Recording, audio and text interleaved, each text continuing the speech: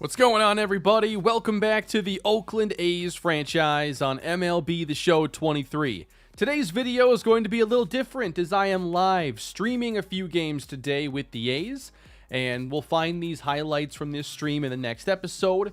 But this is something I want to do in this series to help just add more to the episodes. You know, I've been posting highlights of other games, and I want to keep doing that so I can, you know, give you a full game in an episode and maybe a smaller game, but have some other stuff from time to time. It won't be every episode, but I just try to find creative ways to summarize a 162 game season, and we're already 36 games in.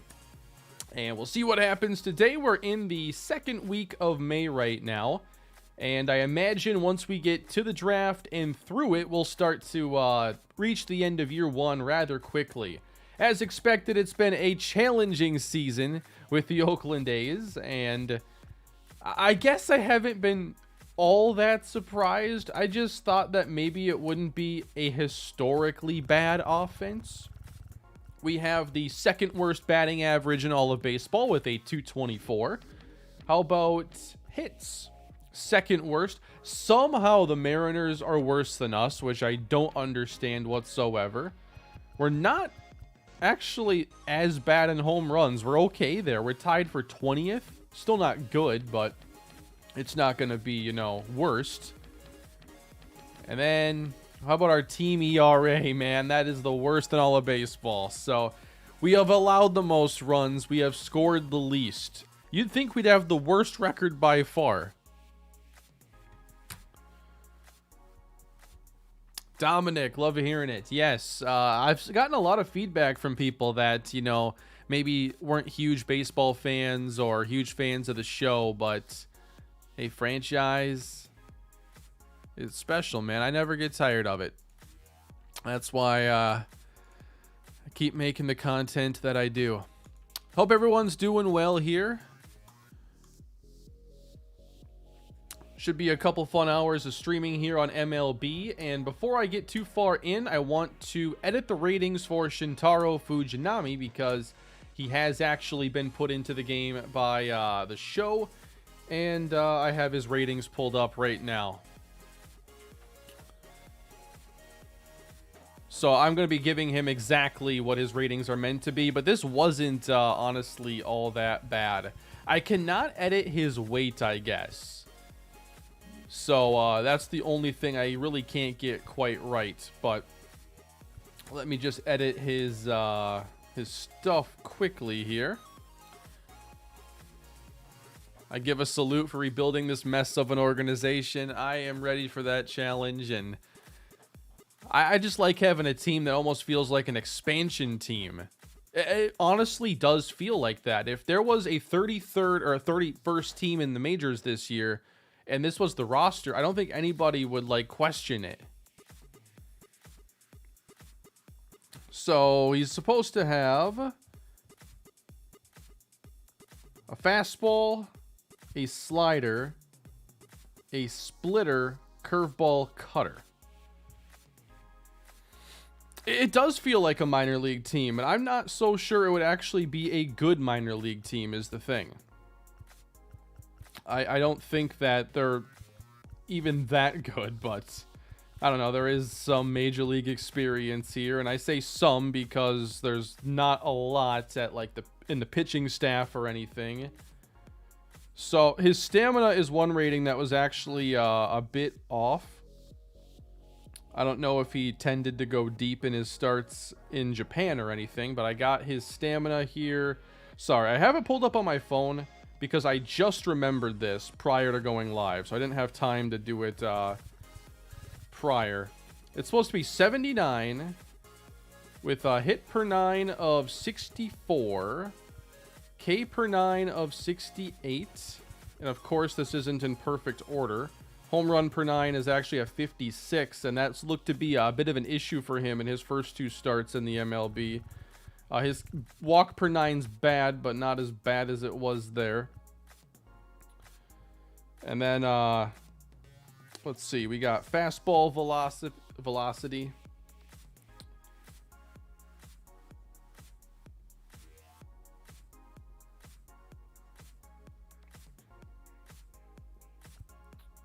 His velocity is supposed to be 95. Huh. You know what? I might do the rest later just because this is not great content here. I probably won't be using him a lot today. But I'll get the rest in there. It's just not organized nicely, trying to move it. Yeah, happy Easter, everybody. Hope everyone's having a good Sunday. Got a bunch of baseball games on right now. Relegate the A's and call up the Isotopes. Bring it on. Or the Aviators. Bring up the Aviators aren't even a good AAA team. Like, one of the worst Major League teams, one of the worst AAA teams, which just shows you how tough this rebuild is going to be. In the last video, I took us through this game against Carlos Rodon and the Yankees, and we failed to score. We're going to do some simulating now, and we beat Garrett Cole. So, we do get a win in this one. And 3 triples in the game. You know, the A's and their triples. Aguilar got a triple? There ain't no way he got a triple. How? And then Fujinami just goes 7 innings, 10 strikeouts. All right, I'll take it. I'm not mad at that. We lose to Luis Severino, and then we got a series here against Texas. So, my question for y'all is, do you want to see Ken Waldichuk, one of the young guys, or Paul Blackburn, who is the more established pitcher who's actually had a good start to the season? Tampa Bay Rays are still undefeated at 8-0, first time since 2003. Yeah, I got the notification yesterday that they're the first team since, like, the Yankees in the 20s to, like, win 8 games straight by at least 4 runs. So they have been dominant to start the year, and they've, yeah, that's really it. They've just had such an unbelievable start to the year, and I think they got a chance to maybe get to 10 games before this streak comes to an end. They're winning 9-0 right now. Are you kidding me? Sorry about that, Wreck. I'll get caught up here in a second. I know I had tunnel vision on the ratings there. But I want to get into a game here against the Texas Rangers. And I'm hoping to get you guys a lot of gameplay in year 1, facing against a lot of different teams. So, because, like, no series really matters a lot with a team this bad. And by the way, I'm not sure if there are still crashing issues on the game, but the fix that I found that's worked so far for me is playing on the show theme instead of the regional, as there have been just more crashes, I guess, with the regional theme on. And I didn't see anything about it in the patch notes. So we'll throw out Ken Waldichuk, and we'll replace Ramon Laureano in this one. I think we'll have Capel play in right, and then we'll have Jordan Diaz DH.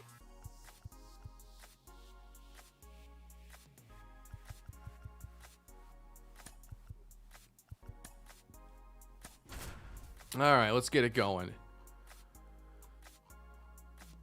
Watching Kane stream the show on one monitor with my O's playing the Yankees on the other. Perfect Easter Sunday. Thanks for all the content as always. Appreciate it, Rec. How you feeling about the O's so far this year? I'll pull up those MLB standings. Twins are playing the Astros right now.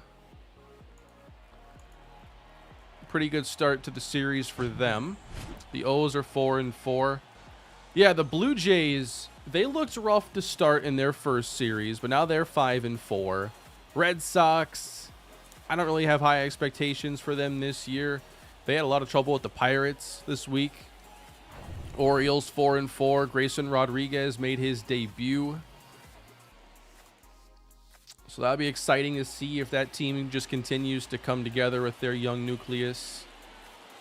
How about the Angels at 5-3? You know, they're in first place, at least temporarily. Braves are doing well. Yeah, they've had unbelievable offense until I put them on last night, and I watched the game against the Padres, and they couldn't score. All right, Kenny Waldichuk gets the start for us today. And the numbers haven't been great so far. Oh, busted bat there, and that is caught. That just hung up in the air. All right, an interesting broken bat levitating out. I think I need to see the replay on that one. We're one pitch in. I'm going to have to watch this a couple times. What just happened? Ugh. That couldn't have felt very good. Oh no, O'Neal Cruz just got hurt? I hope it ain't serious. He's been a lot of fun to watch this year too. Yeah, I'd like to make a stadium for them. I think that, like, one of the appeals of this team is to relocate, maybe build a new stadium. And I'm hoping I can build something good. You know, I don't typically get too involved with, like, creation features in games. But this is one where I feel like I need to do something. And I wanted to, as part of the appeal of picking the A's in the first place, as Waldachuk strikes out Tavares. Speed, contact, and vision is the strat for this team, 100%. You know, like, the core that we try to draft and build around, I think, is going to be guys who play good defense and reach base a lot. And then for, like, our cleanup spot and, like, those power rolls, I see those mostly being kind of rentals for us. Diaz from the grass, no chance. You know, I think our first baseman, it's very likely every year we have a new first baseman and a new corner outfielder just to, like, go get power. All we're going to do is add that through free agency, I think. And we're going to buy low on guys who maybe didn't hit that well the year before or just aren't getting huge offers in free agency. And that's going to be how we try to get power in the lineup. And how we try to take players who aren't as valued and maybe trade them at the deadline if we continue to not be in good shape. Strike 3 on Simeon, and it's a really good first for Ken Waldachuk. Going to Grayson's home opener, or home debut Tuesday night. I want to watch that one. I did not get to watch his first start against the Rangers. Going to my first MLB game in 5 years, A's at Jays. Thankful for this series, so I know who I'm watching. Side note, it's on a Saturday, Fujinami. That's what they've been saying. Like, it's not he's fifth in the rotation. It's every Saturday they're looking to play him, which is kind of bizarre. So if it's Saturday, you should see Shintaro Fujinami, which would be pretty awesome. I'm actually playing the show right now, streaming it to my PC and playing while watching you play. Oh, remote play on the PC is the thing? Or maybe there's another way of doing it now. There's so many, like, solutions out there that I don't even know about. Advice for draft. Pick your guys early. Don't go by projections. Guys will go much earlier than projected if they're good. Yeah, that's consistent, John. Thank you for the super chat with the feedback I've seen so far. Like, I think I have to approach the draft like a go get your guys mentality and don't just try to be cute and perfect the draft and I can get this guy later.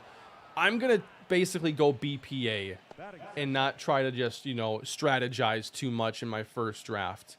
I want to make sure that whoever I think is the best player is our first pick, basically.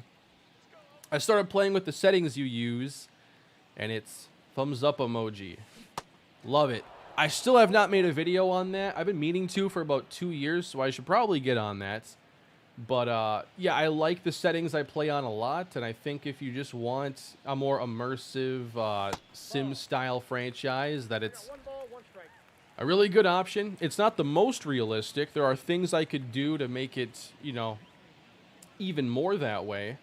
But that would require me to, like, not control base running, not control really anything on defense. And there's a level of control I like to have. So I still feel like I'm playing the game. How are you doing in fantasy? I think the first week is wrapping up soon. I thought it was like every 7 days I'd have to set a lineup. So I'm in a dynasty league with a bunch of other MLB YouTubers. And my team has started off fantastic. It's a dynasty league, and I think they were a little more focused on prospects, and I don't know the prospects that well, so I didn't end up taking very many. I'm winning my matchup. I think I'm probably going to cruise to a win pretty easily. But, I mean, this is my starting lineup. This is nasty. Garrett Cole, Shane Bieber, Max Scherzer, Logan Gilbert, and Pablo Lopez. And a bunch of those guys have had great starts already this year as Capel draws the walk for us. And then, like, the core of my team is, like, Mookie Betts, Marcus Semien, Jose Miranda, JT Realmuto, Ryan Mountcastle, Giancarlo, George Springer, Francisco Lindor, if I didn't mention him, CJ Cron. So my team is, like, killing it here in the first week. Diaz left field, up in the air, into the corner, and caught.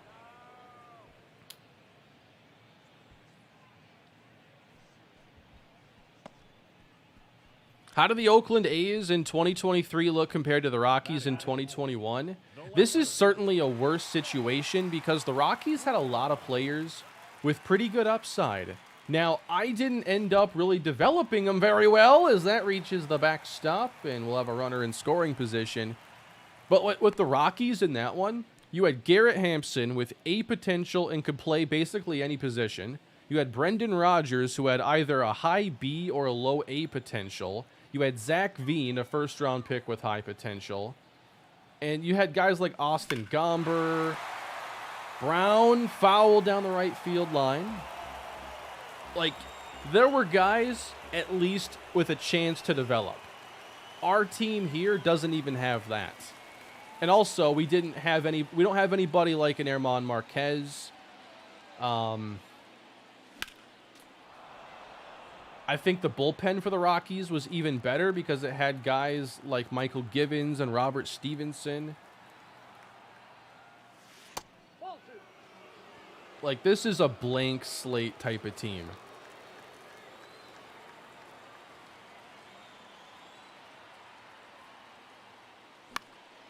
And we're going to battle here with Eovaldi. We do have Paul Blackburn. I shouldn't say we have nobody. Like, Paul Blackburn was an all-star last year, and he's looking like an all-star for us right now. Into the right field corner from Seth Brown. And the A's will score in this game. It felt to me like he went so slow there around first base that I could not get him to second.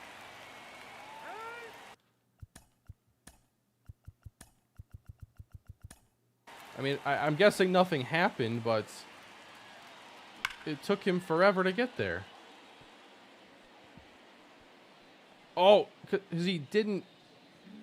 Maybe I didn't hit second fast enough because he just jogged into first. Greetings from Sweden. Love your content. How's it going, Sweden? Ah, good slider.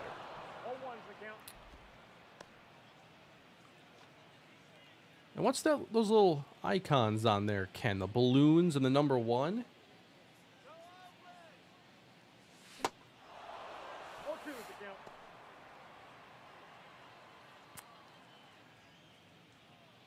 Oh, and 2. I'm not falling for it a third time. What happened with Connor Jones in the Rockies franchise?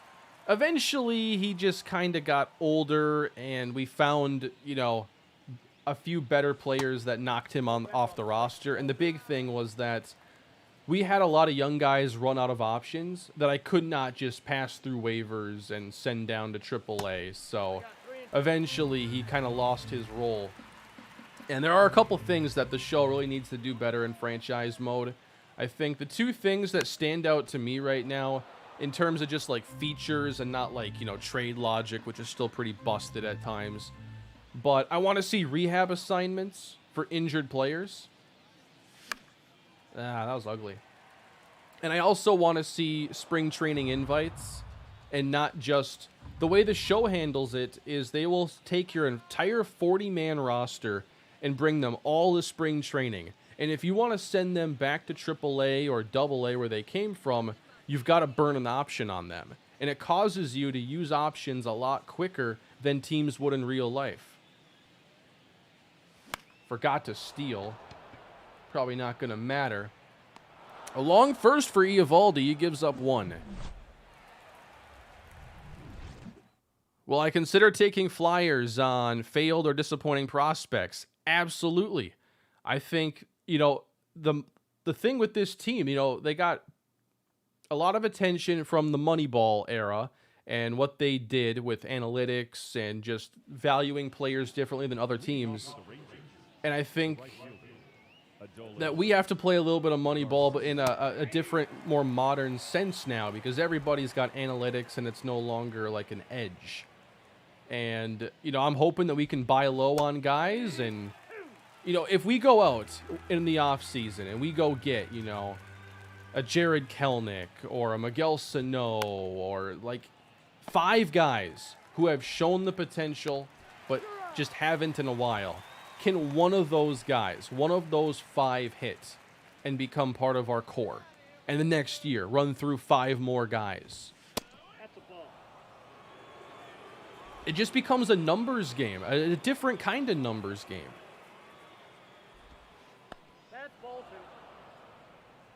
Who are some of the biggest busts in channel history? Well, in the baseball world, I don't have a whole lot there because my series haven't gone deep enough, and that one is drilled to deep left, and Seth Brown gets to it on the wall, or off the wall.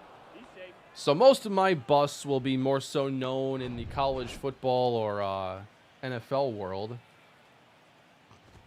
Of course, Adam Kane, who made a reappearance in the Titans franchise, and we'll see what comes of that. I've been looking at this Titans season that's clearly heading nowhere, and I'm just trying to find fun ways to get us through it and different storylines to focus on, because there is no playoff push. There's nothing like that. So every episode, I'm kind of thinking like, what's the hook for this episode? What's the big deal that I can focus on? And I was just thinking, this would be the perfect time for an Adam Kane comeback. Got him looking, nice fastball. Yeah, Sano is still available, and I've thought about picking him up in this series, but I'd have to see what positions he can all play, because, Jesus Aguilar is on the team, and probably better at this point if you're just talking about a first baseman. Man, Waldichuk. How about this? Trying to strand the runner at second. I have seen the Maximum Football trailer. I'm waiting whenever their beta is available or whatever they're doing, because it does look like a pretty meaningful gameplay upgrade from what we've seen in the past from them. Got him out in front, and Waldichuk finishes off the second. Tuki Toussaint, if he were available and it weren't a huge price, guys like Tuki Toussaint, absolutely. Didn't work out for me in the Rockies franchise. Now, once I traded him to the Rays in there, it began to work out. But it didn't work out with us. Hey, Kane, I got a player for you to watch for in the NFL draft. Charlie Jones out of Purdue. Really underrated with good hands and good route running. He also had a 4.4 40 at the combine. Charlie Jones. I'm going to pull up his NFL draft profile, and I'll check him out. I do need to do a little homework here on the draft as we get closer. Been focused more on baseball, obviously, and back in Peterson off the plate. Charlie Jones, 5'11", 175 pounds. Lance Zierlein hasn't given him a round or a player comp. Almost hit him there. So I'm guessing, undersized,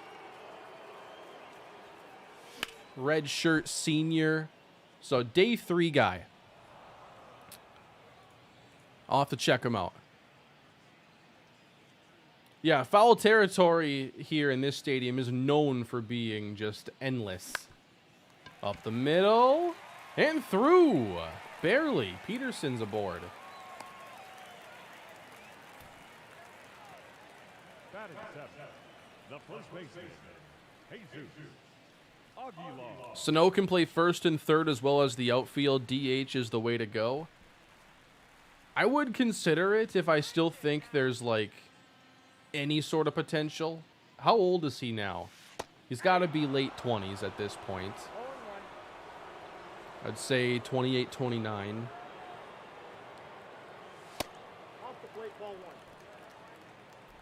Can the A's score more than 1 run a game challenge? That actually is the challenge because we average less than 2 runs a game, which is unbelievable to think about. We'll check it out after this game, what our runs per game is. He's 29. Yeah, I just think the ship may have sailed, and that's more so like that's a player for a middle-of-the-road team to take a chance on, not a rebuilding team. Because even if he hits, I guess in baseball, you know, guys play into their 30s and play well for a long time, but I just don't think that it's the same kind of situation. He's kind of a one-trick pony. He's got some serious weaknesses that aren't going to be fixed. I'm not sure that's the reclamation project for us. No.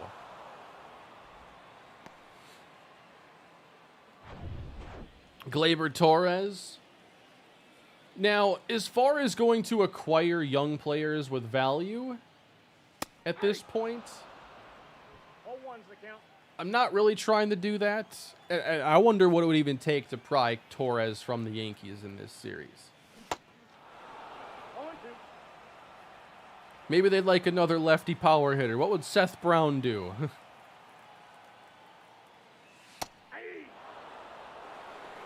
Hey, David, I appreciate the super chat. No message. First super chat. That's what the one with the balloons means. Thank you so much. You know, I don't have a problem with that strike call as badly because it was over the plate for most of its journey to the plate. And then it dips outside. But yeah, not helping us move Peterson with these 2 strikeouts. So now it takes Tony Kemp. All 5'6", 160 of them. One ball, 1 strike. Nate Pearson. I'm going to have to go through teams and take a look. I don't see me making a lot of trades like that in the opening. Just because we have, like, nothing. So giving up assets, even for 1 player. Unless we're giving up veterans that won't be here in 4 years. You know, that's when it makes sense. So like a Laureano trade or a Seth Brown deal. No.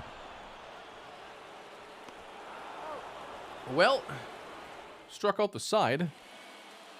Who am I thinking of moving, though? Seth Brown and Ramon Laureano primarily, just based off of age.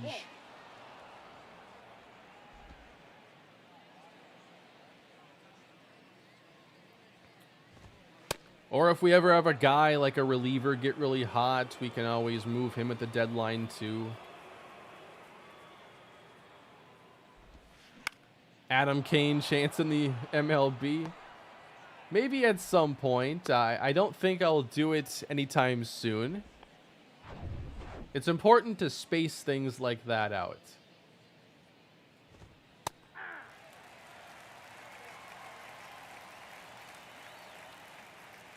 Bubba Thompson. Nope. 1-0.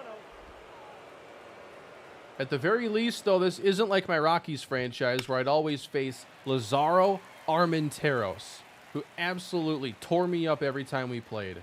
I don't even know if he's in the Rangers organization real life or what his story is. Man, Waldichuk is just racking up the strikeouts here. This is awesome.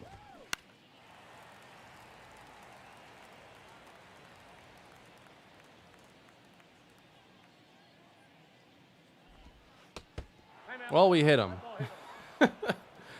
They got a man in scoring position now. This is my first time sending a super chat. Didn't know how to send a message, but man, you're the GOAT. Been watching since 2014. Appreciate that, David. That's incredible. Into left field and down for a hit, and they'll wave home a runner. Brown's throw, not in time, and the Rangers have tied the game.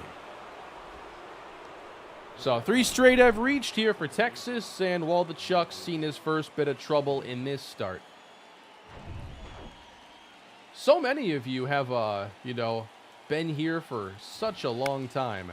Up the middle, through, and a run will score again. 4 straight reach out of nowhere. Well, not 4 straight, but like 4 or 5. Joe Adele. Yeah, I know about Joe Adele. And I honestly think, like, the guys you keep throwing out in the comments are all guys that I would consider is kind of, second chance opportunities, buy low, former top prospect, now not so much. 1 ball, 2 strikes. Adolis Garcia. 2 balls, 2 strikes. Seth Beer. Oh, man, I like Seth Beer. He used to destroy me in the Rockies franchise. Look how much foul ground there is.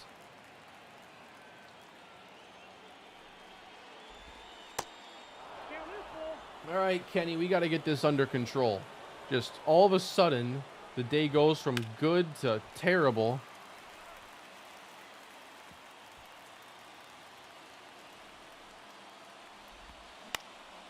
A sub because of this series. Love how in-depth you're treating it. Yeah, I wanted this to be a very in-depth series, and as Waldichuk misses up, the bases are now loaded. I've been re-strategizing things a little bit this year. It might not seem significant, but, I've been making less content overall. I've been focusing on doing just 1 video a day, and I know yesterday I missed, which was my first day in nearly a month. I didn't get something up of some kind. But I think it's just allowed me to be more focused on, whatever it is I'm working on. Nothing is rushed, and I feel like I have the time to do, like, the extra things that put a series over the top. And at the same time, I don't want to be doing too many series at once, so I can keep pumping out videos in these series and make serious progress and keep you interested in watching it. And that's important, especially because, I'm not simulating the first year here with Oakland. Like, I'm going to be doing this year 1 for a little bit yet. But it's important for me to keep things detailed, but find the balance between, keeping it detailed and allowing me to put out fast content and keep it moving. So we just walked in a run. I think we need a mound visit and probably get somebody warm, because this is all of a sudden going sideways on us. Get JP Sears warm. He's been one of our better relievers. Shades of Shintaro Fujinami in his first start when he had 2 shutout innings to begin and then gave up 8 runs in the 8th. This was in real life last weekend. Langoliers is trying to settle him down. There you go. I'd like to give FIFA more of a chance. Like, I was into the World Cup a bit when that was around, and I would like to give it a try sometime.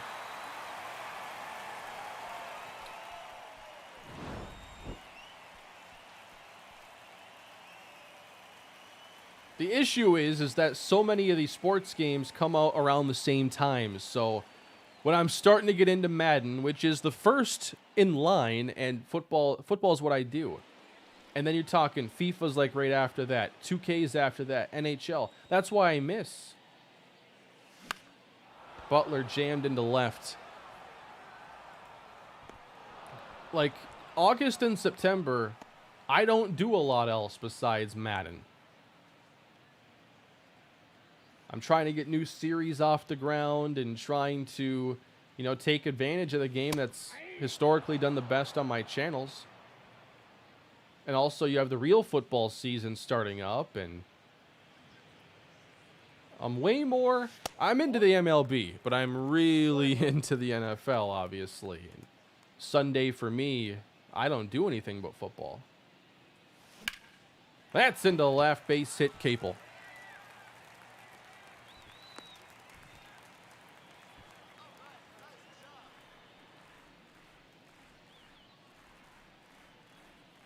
I would like to check out hockey. Like, I'm down to try out all these sports. It's just that period is hard for me to try new things. And if I don't do it before, like, you know, Christmas time, then the games aren't even new anymore. And I think that makes it tougher because I'd be doing something that my audience isn't here for, at least yet. And I'm not even getting the benefit of playing a new game and, like, just the extra eyeballs on that game that brings. Like, this series is doing views that I never get on this channel because it's so new. And I'm hoping that by doing a series that hopefully goes beyond the stuff that I've done before, that, you know, a lot of these people stick around and we get a lot of new subscribers over here. You know, I don't do... When I do new stuff, it's typically when a game comes out. So I'm not always staying current on my channel with, you know, with other things. I don't play Diamond Dynasty. I don't play Ultimate Team. So really, I've got to hit it hard when a game is still fresh. That first month, I think, is so vital. Because after that, it's kind of like almost like a down period, I guess, to put it. Have I done a poll on my subs' favorite sports? No. I love the poll feature here on YouTube. I'll do a poll.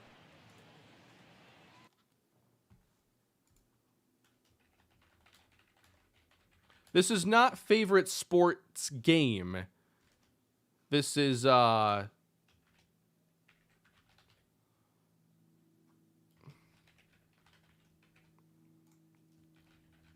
this is just you know, otherwise. The actual sport itself. I can't do more than 4 options. So hockey didn't make the cut.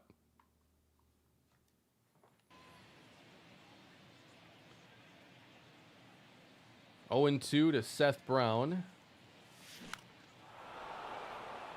Why'd you check swing on a hanging curveball? You gotta be kidding me.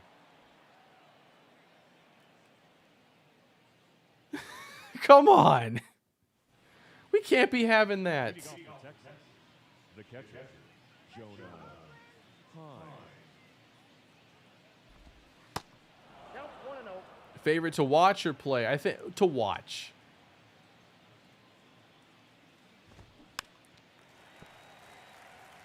Favorite, like, professional sport to follow, you know, Major League Baseball, Premier League, NBA. I know I didn't make room for hockey in there. Baseball is just meditation for me. I get that, especially once you're, like, into the thick of the season and everything, for sure. All right, Waldy, we need you to finish strong. They're hitting so many foul balls I can't get to.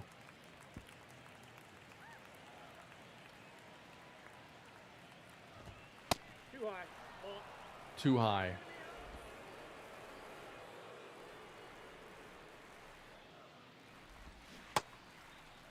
Here you go.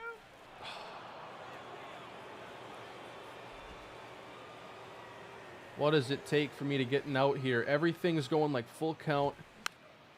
Jammed for Kemp, and he gets to it. I really want to do a relocation franchise. Yes. And I've considered it in this series. I considered it in Madden. I think what hurts is, like, there isn't a true expansion mode in anything but 2K. I've done that. And it was a lot of fun. And 2K's franchise mode is the best offering in the game from a feature standpoint. It's not even close. You could strip half the features out of 2Ks and it's still the best. 1 ball, 2 strikes. You know, you can relocate, change league-wide rules, conferences. It's so good. What are the badge icons that appear next to players? I think it may have something to do with their quirks. Or it's just showing their ability level. If you're talking about like that bronze, like shield looking thing. Into right field. Capel chases it and he'll continue to do so. Yeah, the swing and miss stuff has gone completely. So the poll, I'm going to end it now. Yeah, but it's like, what have I done content on? Football, baseball, soccer, basketball. Like, football and baseball primarily. We have a football, baseball, you know, audience here. Am I done with the Rockies? Completely no. But it's probably not going to be like it has been. I think what I want to do now is do some sped up content and, you know, maybe get this team to another playoff run or something. There's strike 3. But at the end of the day, I'm trying to structure things a little bit differently on the channel as of a couple months ago. And, you know, tough decisions have to be made as far as like not continuing to do series or ending them maybe a little bit early. Because what I want to do is make a new series when a game is fresh and hammer that series hard when it first comes out and allow myself the flexibility to maybe end it well before the next game even comes out. So, just for like example's sake, I see me focusing on this series a lot for a couple of months. The Vikings franchise could be close to ending. We have a playoff deal to go through on the channel soon. And once the Vikings franchise is wrapped up, I think I'll be focusing on the A's. Especially if it remains far and away the most popular thing that I'm doing. And then maybe after a few months, I sprinkle in some other things over the summer. Maybe another Road to Glory. Maybe NFL Street 2.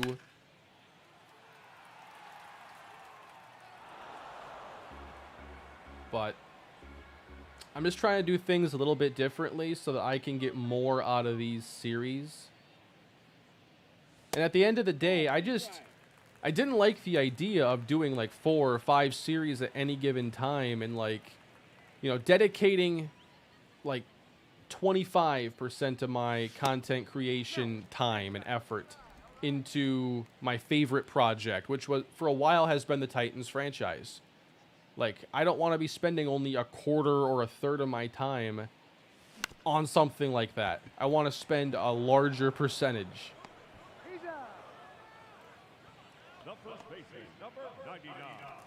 NBA, I would like to get to. WWE, probably not. Not going to happen here. I don't really watch the product at all anymore. And I just don't think I'd make like great content for it. And I'm not sure I want to put in the work to be able to make great content for it.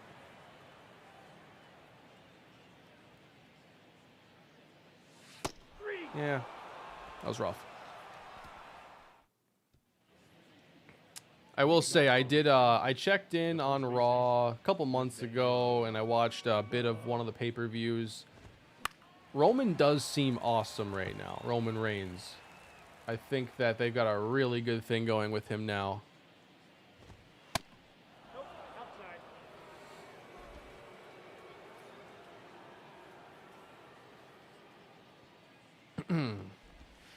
That's a ball. Although, like, the rest of WWE, it's so weird because it's a lot of guys who you know, wrestled a decade ago there and were just like these random mid-carders, and now they're like the stars. And it's a little bit weird for me as somebody who hasn't followed to like buy into some of these guys. Like Cody Rhodes is a big deal. Drew McIntyre's a big deal. Maybe. I haven't kept up. I don't know how much better these guys have gotten, but it just feels like there's so much I've missed.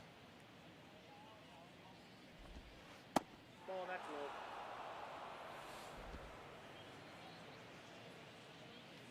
Have I ever considered a football podcast? A few years ago, I definitely did. But I think having like a regular commitment like that... See, like, I'd be really into it for a month. And then I'd be like, oh, I don't know if I want to keep doing this. So that's why it's just easier for me sometimes to just get on and like live stream and talk about it when I want to. It fills that need for me. All right, 90 pitches is enough. He ain't pitching to Garcia. 4 2/3 ain't awful though. It's all right, considering how the third went.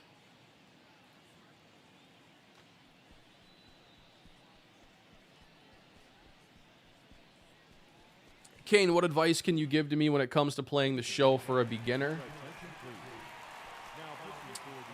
I would say that this is a game that requires a little bit more practice than a lot of others. Just learning, like there's a few different elements. And it comes down to just your ability to hit and then kind of your strategies when it comes to pitching. And the more you play, the better you should get. This is a game where you'll go through hot streaks and cold streaks. And I think it's just one of those games that you've got to commit to. Now, you can mess around with the difficulties and everything like that. And I think, like, the things I just described are why the game comes default with dynamic difficulty. Because everybody's going to have a different starting point. Like, being able to pick up the ball and hit it in, like, less than a second. You can't just, like, have anybody pick this game up and hit a ball.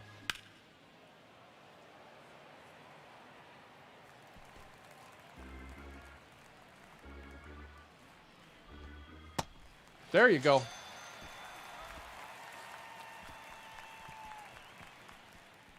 Any roster moves in the immediate future? Well, maybe a pitcher call-up just because I'd like to see some other pitchers. But also, you look at the young guys who are already on the big league roster, and after they have around 10 starts each, I'm probably going to be evaluating if it's better for their development to stay at the big leagues for the rest of the year or go down the AAA. Because I need to see their ratings getting better. And if they go down, that means we got to make some moves for guys to come up or sign free agents. So that's the big catalyst for what could spark some roster turnover.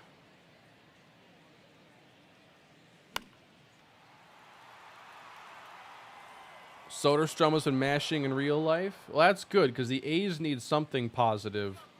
Don't rush Soderstrom. I don't want to rush anybody. Like, playing a B67 overall pitcher, like 2 of them, that ain't the way I would play the game. But this is the roster I was handed. Kane, what do you think of a AAA baseball franchise in the show? Ooh. I could see that being fun in a way. I think that there are a couple big drawbacks, like chasing the AAA championship isn't like the most exciting thing to do. The other thing is you play games, your series are all going to be 6 games long. And so it gets really repetitive playing against the same teams because they also play a small number of teams in their league. Like the St. Paul Saints for Minnesota are never going to go to the Texas AAA team, the Round Rock Express. They never play them. So it gets really repetitive.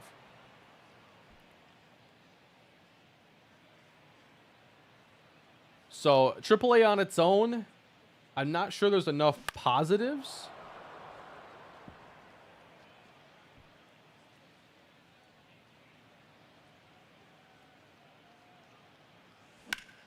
That's drilled. Going to right center. Run down in the gap, and the A's leave one.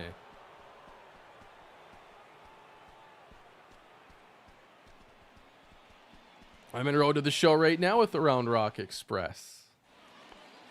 Fun coincidence. I'm hoping that we can have Sears go a bit longer, but just in case, you always got to have somebody ready.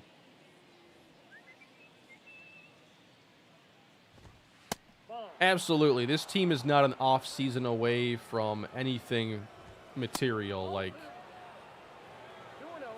this team needs to draft the players that are going to make the difference, and those players are then going to need years to get ready. So I think that we're probably going to be on this fast path the first at least 3 years of the franchise. Now, we'll see what opportunities come in free agency or potential trades as Capel makes another one relatively difficult.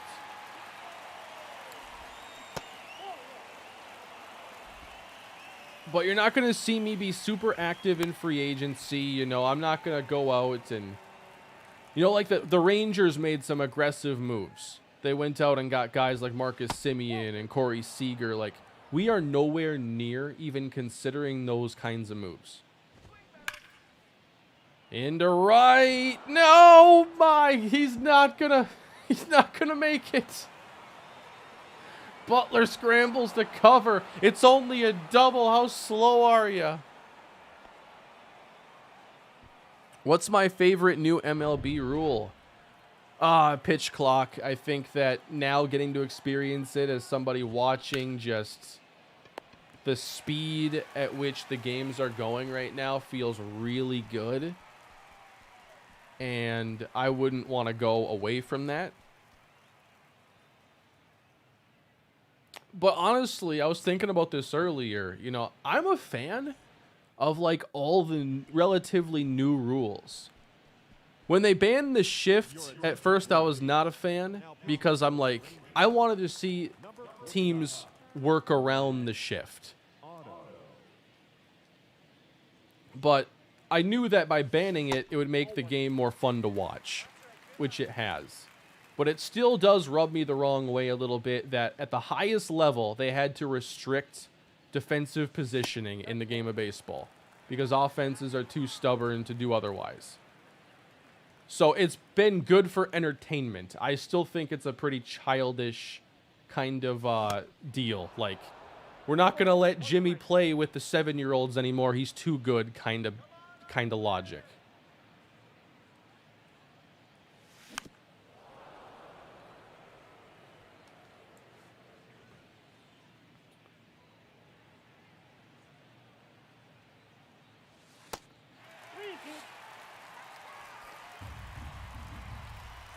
But I like the pitch clock. I like the 3-batter minimum a lot. Base hit left field for Aledmus Diaz. And the restrictions as far as like, you know, pickoff attempts and mound visits, I'm in favor of that. The left fielder.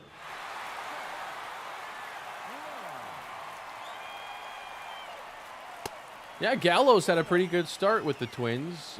He got hurt the other day. Hopefully it's nothing keeping him out of the lineup too long. They're already missing Max Kepler. But yeah, I'm not surprised that he's already showing good power and everything.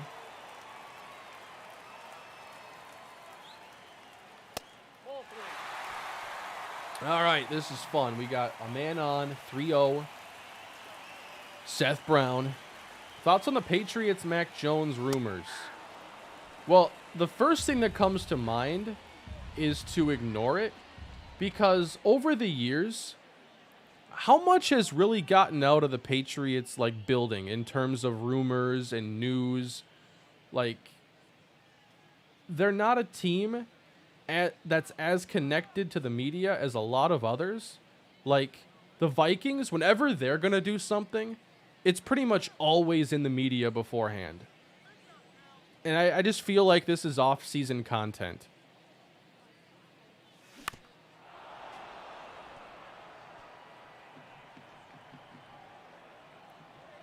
And it would be, like you're saying here in the chat, it'd be kind of unprecedented, you know? They don't make... You know, trading Mac Jones at this point would be a pretty bold move, like a pretty aggressive one. And that kind of decision doesn't feel very Belichickian. Into left center, come on. Like, what kind of a ball are we playing with tonight? This thing is dead.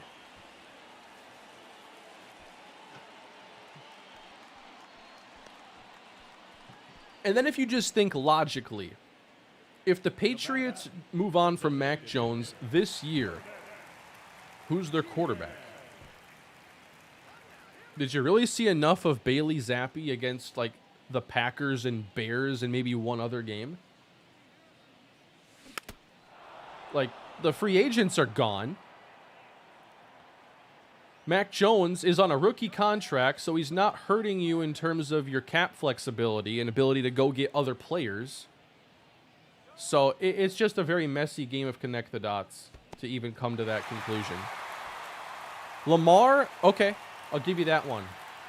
Lamar is maybe the one, but you know they would not let Lamar go to New England. It's not a division rival, but it's a conference foe. And they would not make that move. 2-1.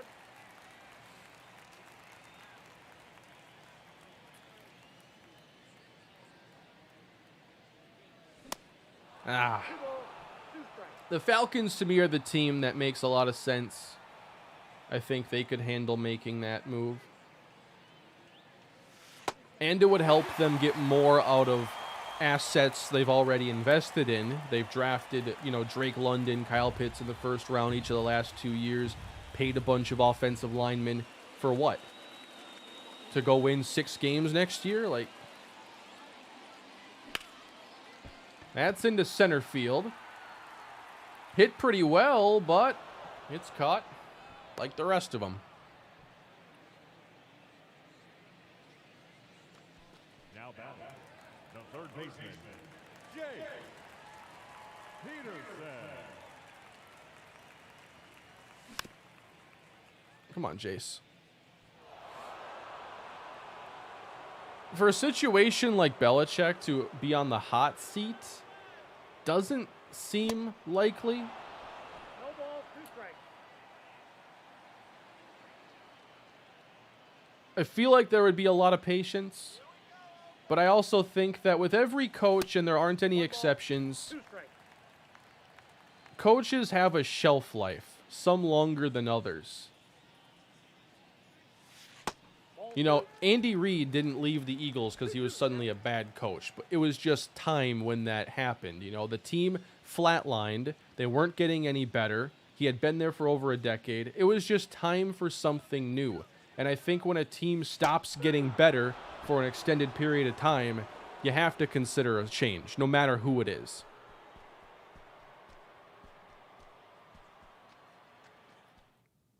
If you don't get any better over the course of like 3 years, like what's the point? The left fielder, number 8, Bubba Thompson. Inside ball.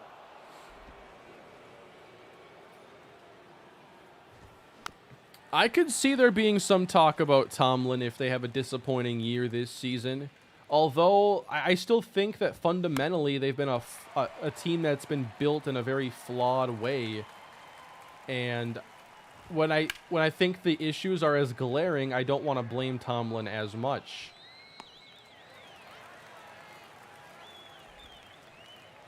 Like, with their offensive line situation, their quarterback situation, I think that's put them in a huge hole to start every year. They've had one of the worst pass-blocking offensive lines. They had Ben Roethlisberger, who couldn't play under center anymore. They spent a first-round pick on a running back to run behind a terrible offensive line. and barely made the team better as a result.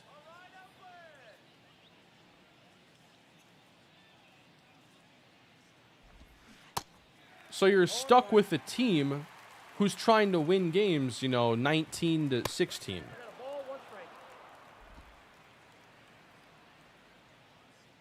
And Tomlin is the defensive guy, and the defense is once again what the Steelers are best at. There was obviously that period of time with, Le'Veon Bell and Ben still playing pretty well, and Antonio Brown, that the Steelers had become an offensively focused team. And now that era's gone. Nice job, Sears, cleaning things up.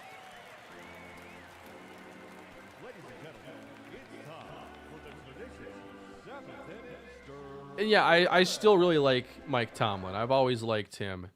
And I think you have to have an even more appreciation for what he's done when you look at the locker room situations there and how they have managed to stay a playoff caliber team for so long amid a lot of distracting players and stuff like that.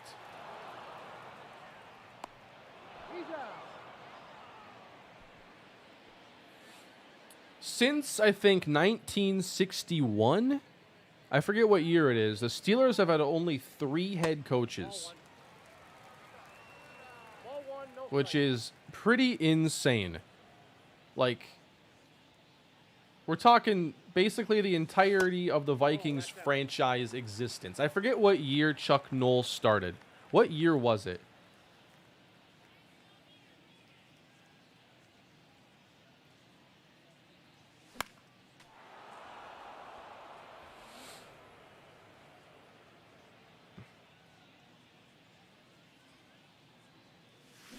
Ah, that slider.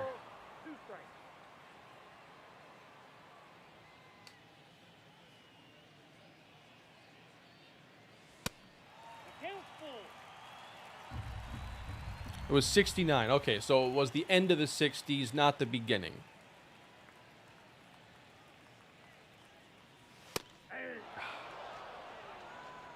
Oh, is Elway? Well, he hasn't been the GM there, so he wouldn't be stepping away from a GM role, but I think he still had a front office position, which is kind of like, we're not going to fire you, but we're going to give you a new title, and you're still going to be here for a little bit. It just softens the blow. I feel like this is something you could have predicted when George Payton became their GM.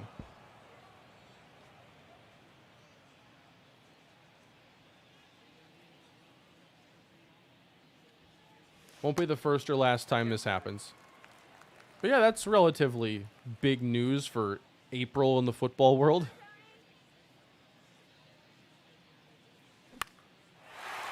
Into center. Falling in for a base hit. Tony Kemp's aboard. Which is better, the Metrodome or Target Field? Target Field's a significantly better venue if you're talking about enjoying a baseball game. The Metrodome was more fun for football, I'd say, than it was baseball.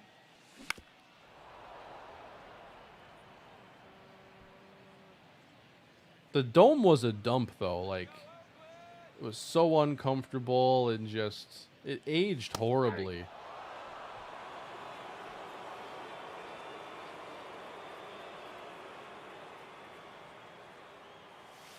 That's the ball.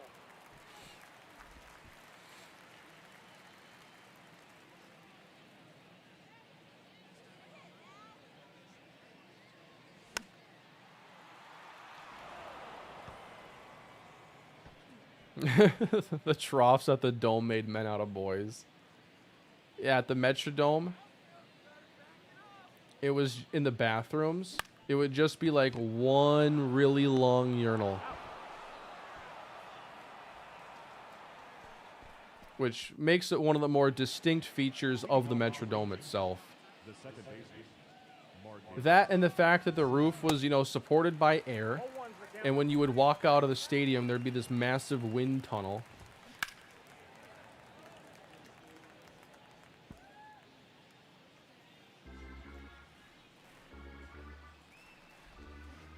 Bang.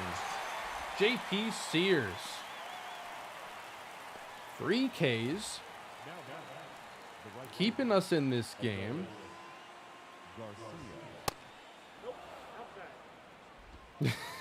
The A's got a similar situation. People will always find a way to blame Tomlin. Yeah, that seems to be the trend. I will say that despite, a coach can be good, but it's still time to move on. I don't think I'm there with Tomlin. Again, because personnel. If he gets more to work with and the team doesn't get better soon, that's when I start to change my tune. But I think it would be kind of like an Andy Reid situation where, like, the Steelers would move on. He'd immediately be one of the top options on the head coaching free agent market, and he'd land with a team of his choosing, basically, of whoever's open. Who do I think is better, Burrow or Mahomes? I would take Mahomes over anybody in the league right now. The Athletics. The right fielder. All right, bottom of the 8th inning. We haven't scored since the 1st. Maybe try to score again soon.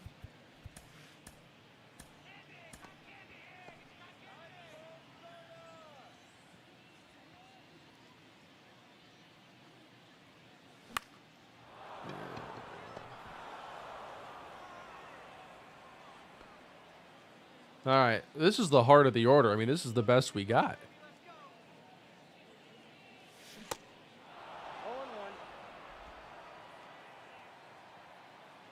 I think the Jets would be good for the short term if they get Rodgers, and I don't think there's any reason to think they won't. Deep left center, Diaz high off the wall. You kidding me? Didn't miss it by much at all. Miss Diaz into second. We got to bring him home.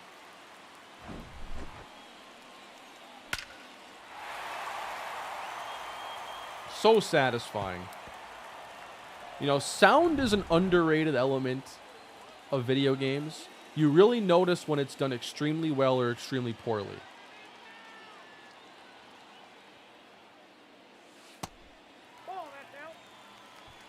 So, I appreciate their dedication to bat sounds in recent entries in the game. I have no issues with Miss Diaz. I just wish he wasn't the best player we had.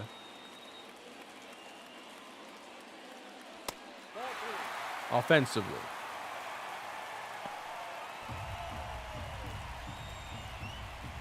Of course I remember Carson Palmer. Cardinals legend.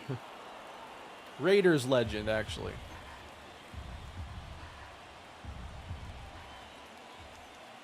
Three and 1 to Seth Brown. Fouled away.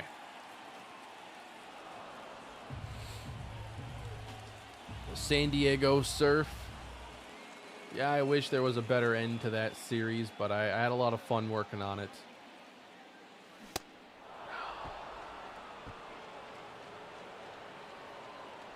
Too many strikeouts.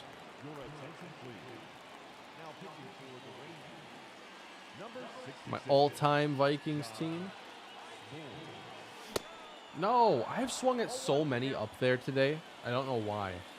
Typically, I can let those go. Yep, that ball went out.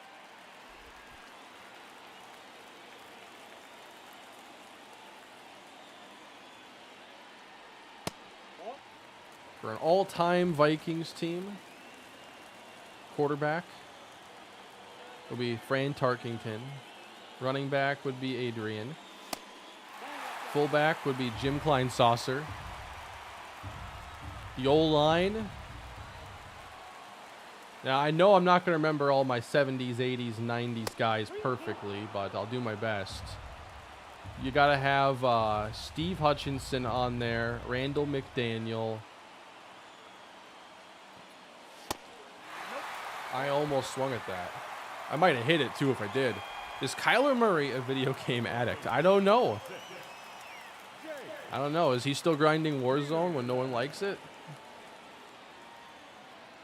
I'm sure most of that's overblown. Are you going to move the A's to Vegas like the talks have been in real life? I don't believe so.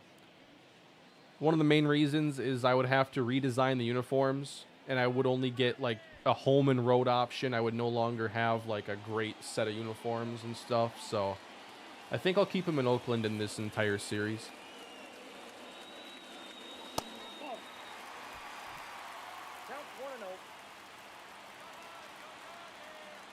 Receiver, I mean, is unfair. Base hit center field. Here comes Diaz. Flying around third. He will score. 3-2. I mean, at receiver, you got Moss, Jefferson, Carter. At tight end, who would be considered their best tight end? Like Steve Jordan? I don't know him well enough. Cam Jordan's dad. So it would be like him or Rudolph. Base hit center field, and here comes the third run around. This game is tied, and the A's have doubled their average runs per game.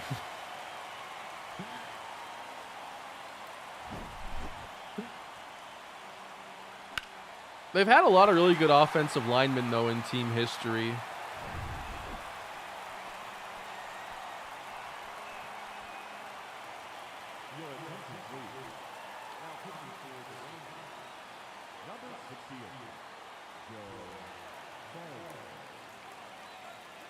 We have a 64% chance of winning.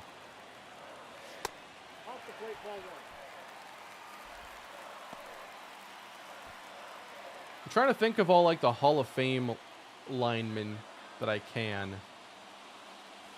I don't know if I'm missing. I feel like I am.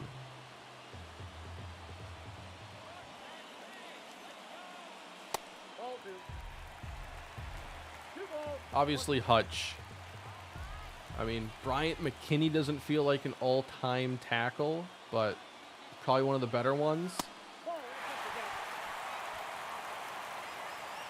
I mean, Burke, John Sullivan were good at center. Walk to Langoliers, they're loaded up. And then defense, I mean, you got some unbelievable options for the D-line. Tony Kemp with the bases loaded. If Tony Kemp hits a grand slam, 12-hour stream. Oh, it's going to stay put. Carl Eller, Alan Page, Chris Dolman, Kevin Williams, Jared Allen.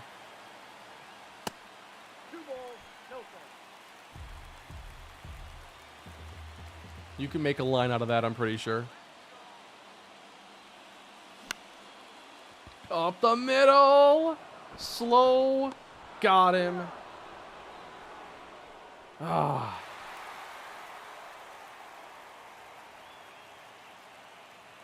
I like that. Oh, yeah, you got to have Big Pat there for rundowns for sure. Big Pat Williams.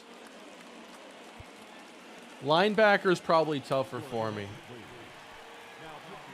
The only, like, one that comes to mind, like, that predates my time watching the team would be, like, I think Keith Millard.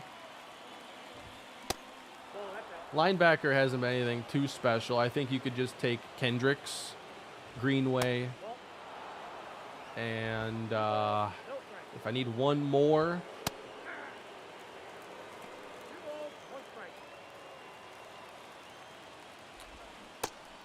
there you go. Barr. Oh, yeah, I have to have John Randall on there. I don't know how I missed him. I made sure I hit like the purple people eaters.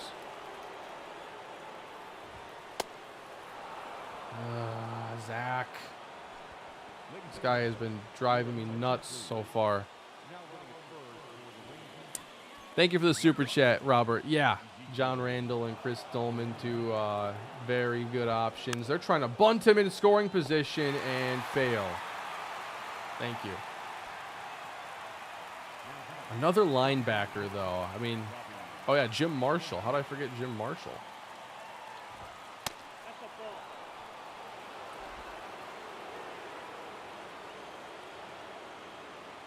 In the secondary, I mean, you have to have Paul Krause because he is the NFL all-time interception leader. A record that's not going to be broken, maybe ever. Antoine Winfield, one of my all-time favorites. I don't care if we suck. I want to win this game. Harrison Smith.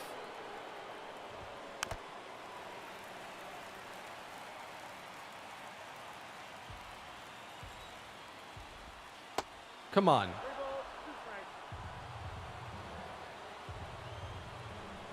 So Paul Krause and Harrison Smith make up the safeties. At corner, Antoine Winfield in the slot. You know, corner is one of those spots that the Vikings haven't been, like, super strong for a lot of their existence.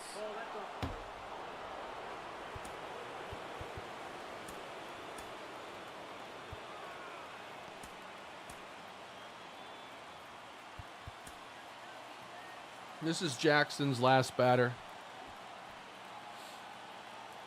I mean, Xavier Rhodes was very good for a long time. Well, not a long time. He was really good for like 3 years. Solid for another period of time. I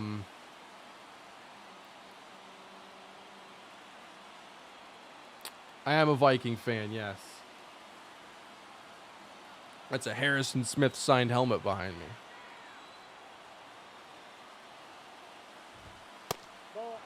Dude, what is your strike zone? Can you, like, outline what you're willing to call a strike? Ball 3. 3 balls, no strikes.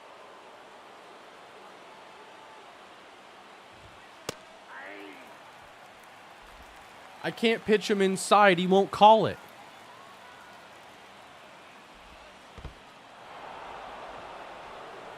They're loaded.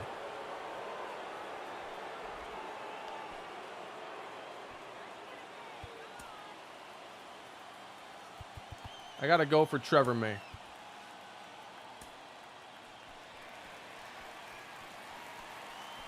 Man, is the Viking all-time corner situation really that bleak, though?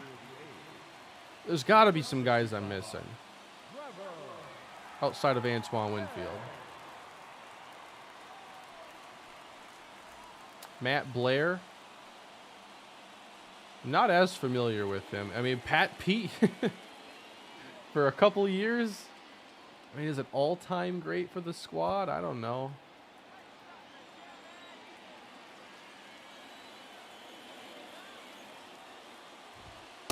Come on, Trevor.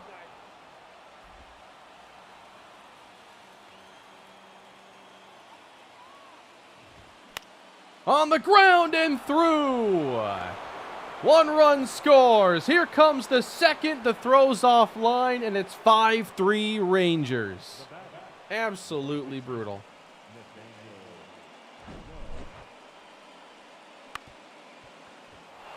Kicker, Blair Walsh. Punter, Mitch Berger. Kicker, Gary Anderson, except for 1 day in the playoffs.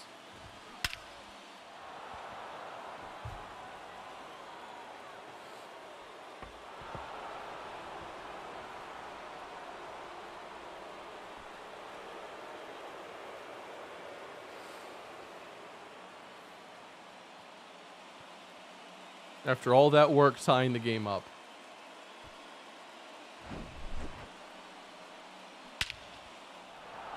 Moonshot to right center.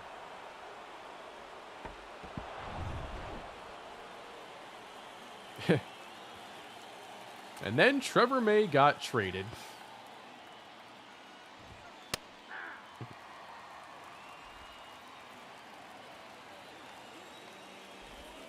Well, that'll be a fun one for the next episode I put out, right?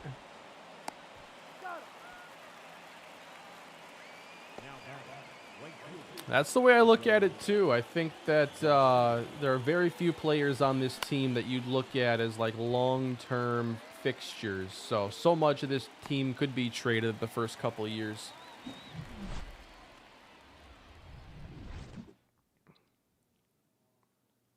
Well, that was brutal. This change defensively for the Rangers. Now playing third base, number 20, Ezekiel. 1-0. He didn't hit him, and it wasn't caught.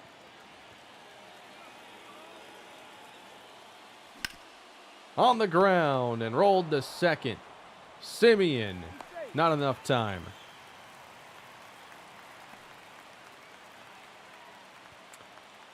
So, Inferno, these are the settings I use. Sliders are simple. It's all default except for I have trades off right now because the CPU needs me to save them from itself. And then gameplay, Hall of Fame difficulty. I have button timing hitting. I have classic pitching. It's a lot like playing a baseball game way back in the day. Not way, way back, but when I was a kid. Into the gap. Butler around second. He'll be waved around. It's an RBI double for Connor Capel, cutting the Texas lead in half. That was supposed to be our walk-off hit right there.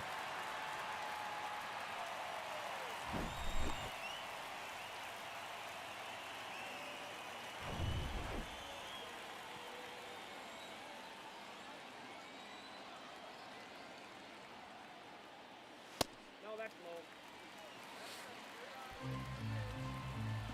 I more so blame Zach Jackson, but May gave up the homer, of course. 2-0 to Diaz.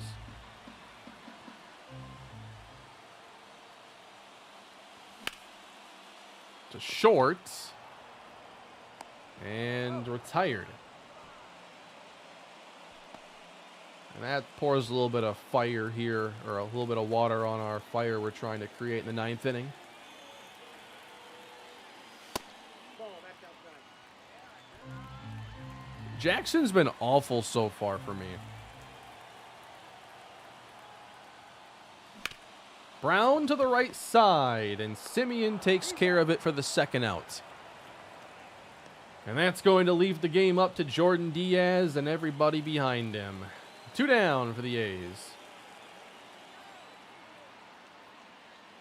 Ball, down. But I'll be playing another game right after this one. I'm feeling a little bit warmed up now at the plate.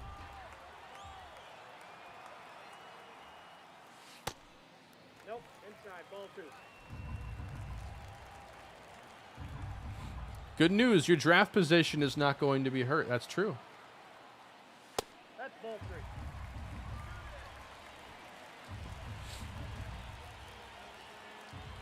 Three and 0 to Jordan Diaz. There's a strike. 3-1. Lifted to right center field, but playable. And the Rangers take this one from the A's 8-4. We scored 4 runs, though. That's a lot more than we've scored in a lot of these other games.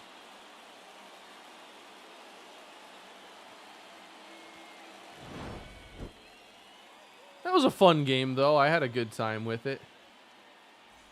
We had a few exciting moments on offense. 5 runs in the 9th inning, though. It was pretty brutal. Jackson with 3 runs, 3 walks, in 1. He pitched 1 out. For the Athletics, 4 runs on 10 hits, no errors. I only struck out 7 times. It felt like a lot more than that. Time of the ball game, 3 outs. But I guess it was 6 in the first 6 innings. It was a bottom of the order I just couldn't hit the ball, apparently, with. Had a couple doubles. No homers. Waldichuk, 7 Ks, 2 walks, 3 runs, 6 hits, and 4 2/3. Sears shut it down, 3 1/3 with only 1 hit allowed and no walks. Excellent outing for him. And Zach Jackson's ERA is 81, and it's May. So, in May. Yeah, ironically, may suck too.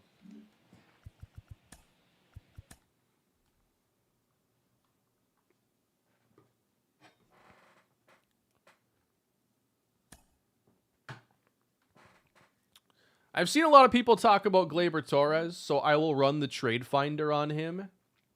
Now, if they give me like a ridiculous offer, I'm not trading for Torres today, really, no matter what.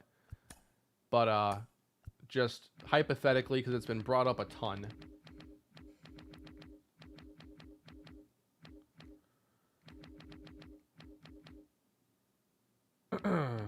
Was he listed at here? Second base?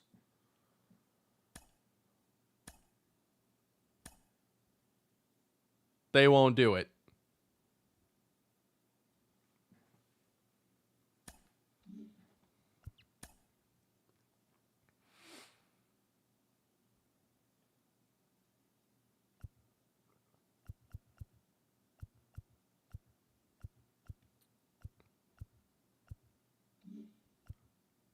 Get off my screen. I need that. Why would they, to be fair? I agree.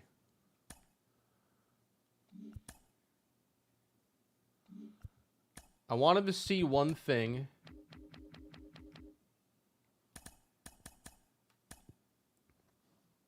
We will not run into Zach Gallen in the next series against them. If you didn't know, in the Rockies franchise, Zach Gallen was a very big character there because I could not hit him. He was a part of a no-hitter against us, and almost any time we faced him, he would shut me down. And that's part of why I signed him when he became a free agent. And his numbers weren't quite as good, not being able to pitch against me a few times a year. So we're not going to see him here, and that's probably our only series against Arizona all season. So are you guys cool with another Texas game? And then I'll start the scouting for next episode. Or I bet you guys like to see Fujinami at this point now. Maybe I can get his ratings in now that I don't feel as rushed. Let's get a Fujinami game.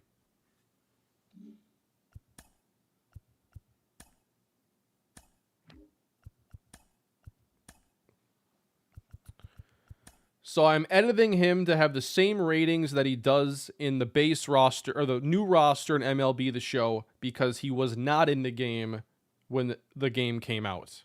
So I basically have a version of him that was, best guess for his skills. Now, what I'm confused by, this has 91 on the fastball. I need a little more speed to match what he's supposed to have.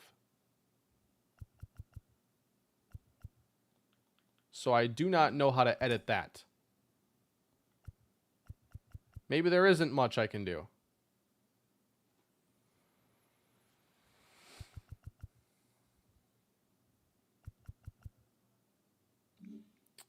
I know I could up the velo slider, but the thing is, I can't get it to 95. It's meant to be 95 miles per hour with 79 velocity. You got to up the secondary pitches?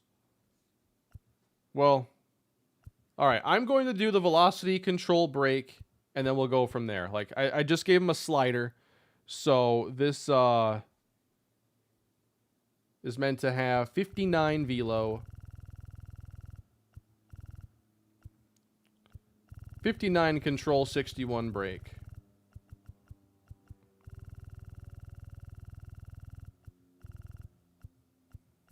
The splitter is meant to have 86 velo, 59 control, 58 break.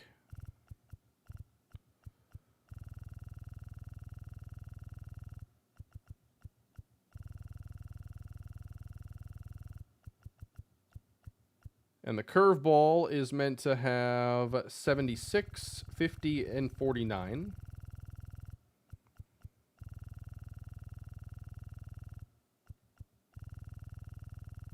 So all this stuff must have been reset. And his cutter is meant to have 64 velo.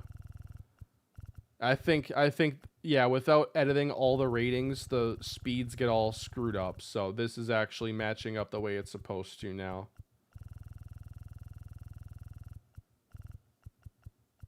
Sweet. So I'm guessing his fastball now has a bit more velocity. There you go. That's how the sausage is made. So I think that basically finishes what I need. I do have his defensive ratings and stuff that I just wanted to get in there.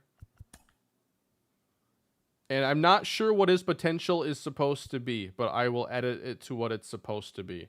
I just don't have that number in front of me.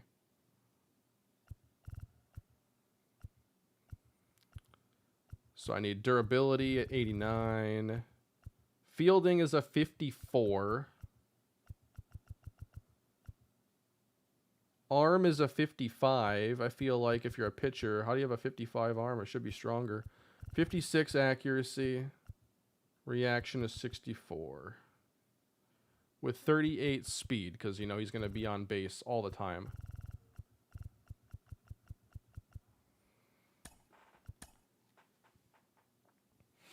But I have on my picture here that he's supposed to have C potential.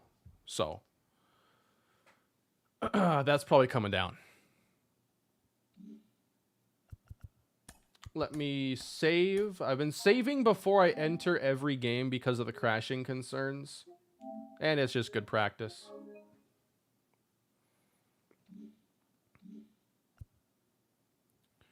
All right, guys, we're only 15 and a half games back. Let's work on it. 1-0. 15-4. So we've played 41 games. All right, 41. And we have 123 runs.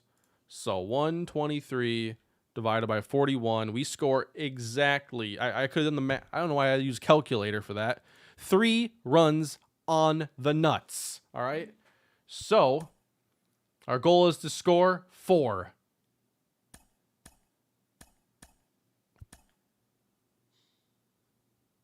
Not last?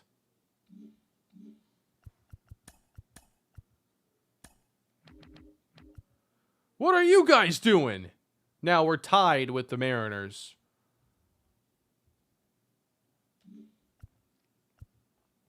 Shake my head at the Detroit Tigers, man. This team feels like they're in a never-ending rebuild. Like, isn't it supposed to get better at some point?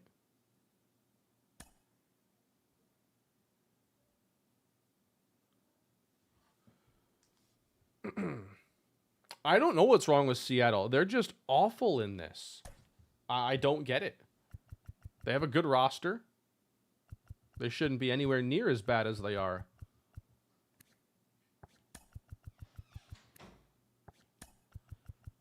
Diaz have good defense. Not great. He might make an error in this game. But that is the risk I'm willing to take to keep his bat in the lineup.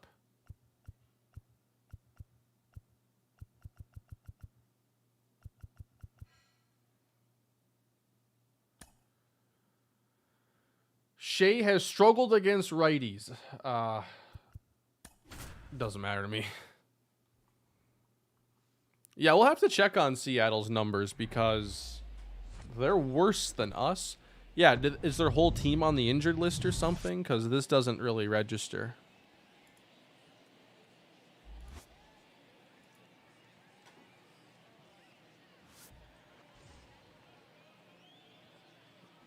Are we down 3-0 in this series already? Oh yeah, it's Mother's Day too. We got the pink bats.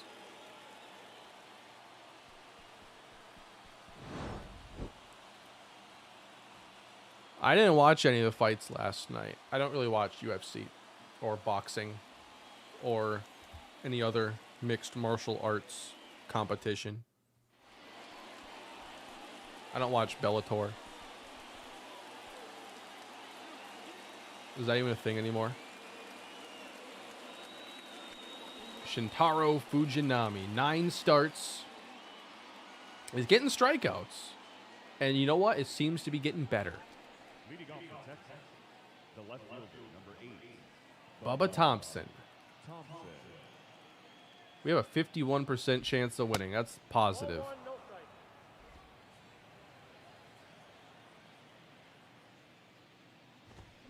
Aye. There you go.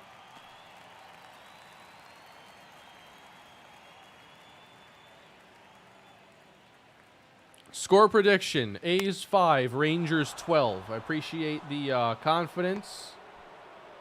Laureano's going to gun this into second, and he's safe with a leadoff double. We're off to a roaring start. Nope. Robbie Grossman. Count 1-0. Does the O'Neal Cruz injury look pretty bad?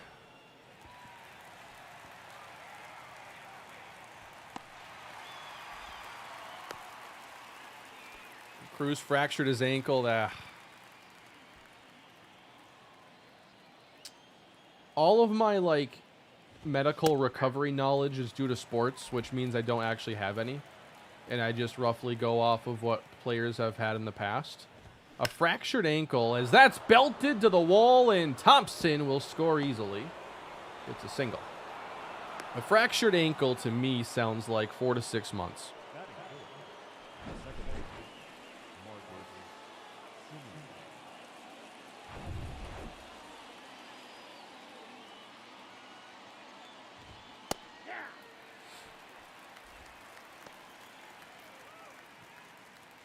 Now, if it were Madden, he'd somehow only be out 3 weeks or something.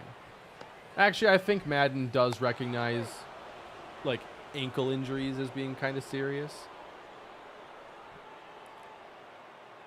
I have fractured my ankle twice, and that's about right, Kane. That's really unfortunate. I liked watching him play. God.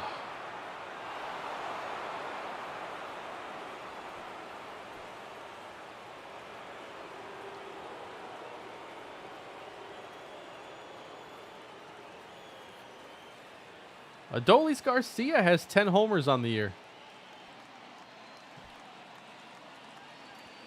Well, guys, they've already gotten 4, and 4 kind of feels like our ceiling. So who wants to play for a tie?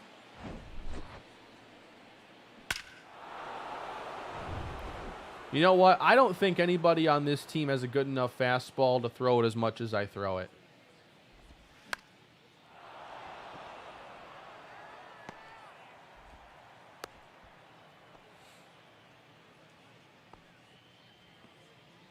I haven't seen the 2000 Ravens documentary. I'd like to watch that because that was the first Super Bowl that I remember really watching and being into.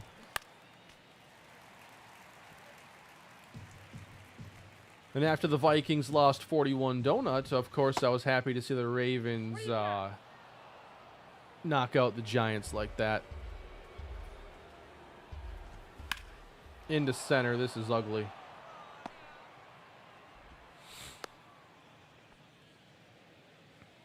We will forfeit the rest of the season, please.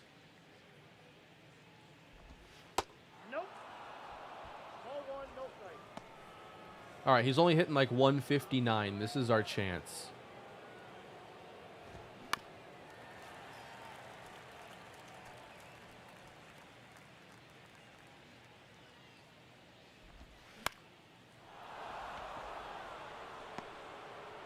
It was not their chance.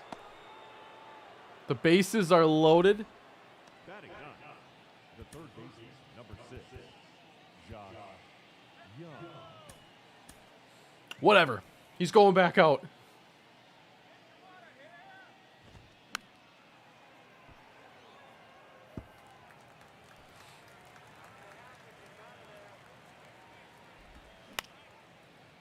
You gotta be kidding me, man. It is 6-0.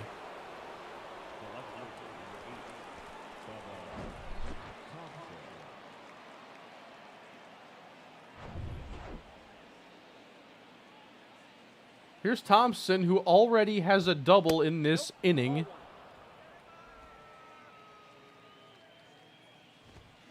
Remember the 51% chance of winning? That drops in for a hit. It's 7-0. The center fielder,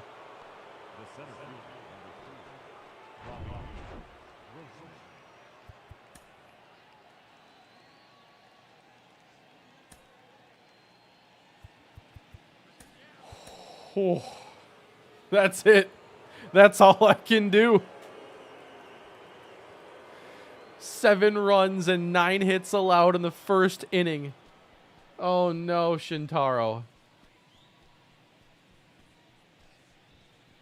If you don't like this, you don't like Oakland A's baseball. Are the Twins winning? 5-1, bottom 9. I think it's actually over. Or no, start of the 9th inning for them. That's okay. You take a series against the Astros. That's a win.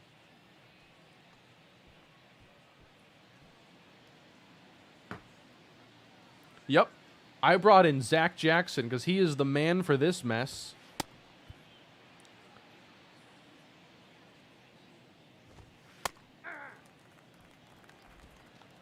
Someone stop the match. Into right, Laureano gives chase and gets to it. 2 down.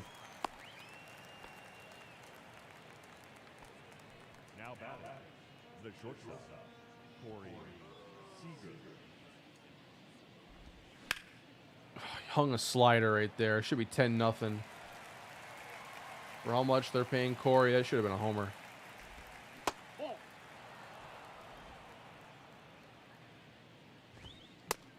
2 balls, 1 strike. Ball, that's low. Well, we know he's really good at walking people. Full count. Honestly, still having fun. You got to find a way to enjoy it no matter what. On the ground, Diaz. Yes!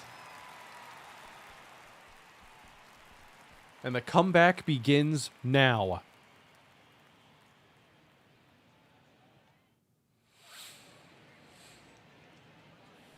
I can't believe I'm sitting here actually playing this game.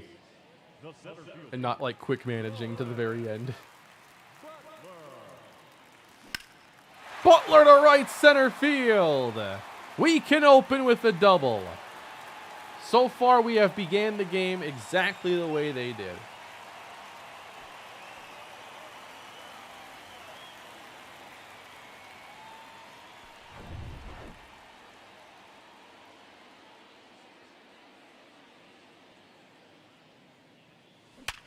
Base hit right field. Butler will stay at third because he can only score 1 run, and we wouldn't have scored anyway. batting third, I didn't get warmed up today playing that first game for nothing. I'm here for a battle. Ball, that's inside.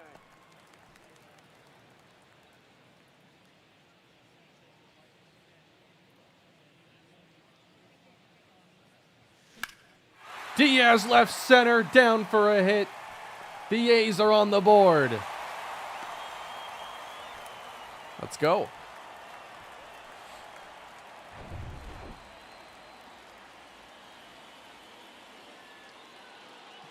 Seth Brown. Ball, down.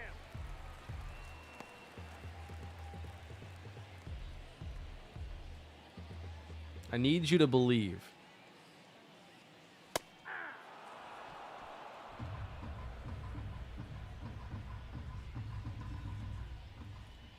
Now, Dane Dunning is a sinker baller. He wants to keep the ball down. So anytime he leaves it up, we got to destroy it. 2 balls, 1 strike. We don't want to play into his game. That's ball. 3-1 to Seth Brown, and there's still nobody out.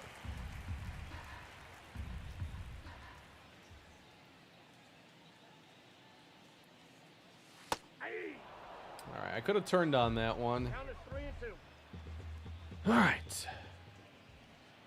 I love that little update down below with the Phillies promoting their second best prospect and then their third best prospect. That's awesome. Where does it show a team ranking for prospects? I've seen the graphic pop up mid-game, but never in like the main menu. Brown to center field. He singles again. Here comes a run. It's 7-2, and the A's are on fire.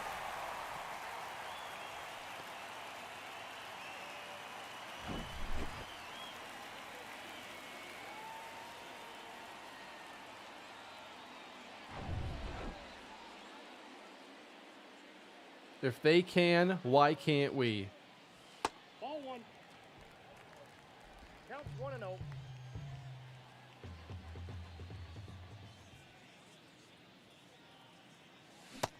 Ooh, late. 1 ball, 1 strike.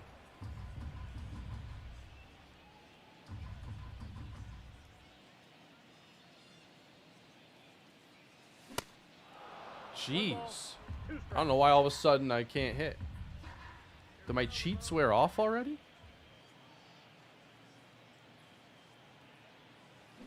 Ah. I finally got behind an account and he made me pay for it.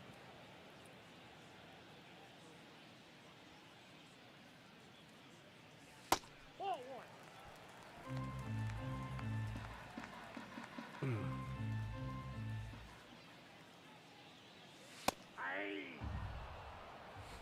How many pitches have we seen here in the first? 16.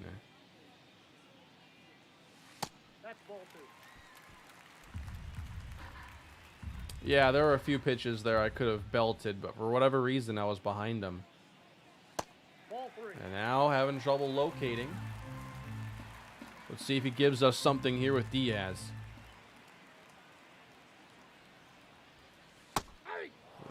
That was something. I got 3 and 2.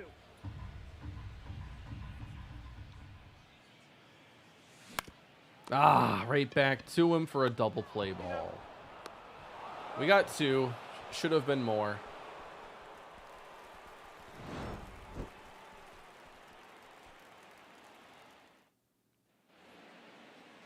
Leading off for the Rangers.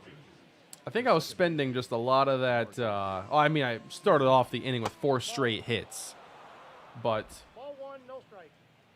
after a while, I just kept looking at so many of them because the movement was kind of surprising me, I guess. Like, they were slow and I don't know. So we're leaving Jackson out there. I mean, we have to try bringing down that 81 ERA. And a swing and miss from Marcus Semien for strike 3. Yeah, if we go down 10, I'll probably simulate it. But we're not down 10. Now we're only down 5. I think we need to always have someone getting ready in this game. Man, like, Fujinami basically gave us 1 inning the day before. Why can't I warm him up?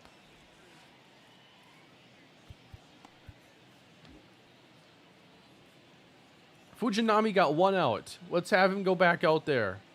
Wait, no, that was this game. What am I thinking? What am I thinking? That they were different games. That's a ball. What on earth?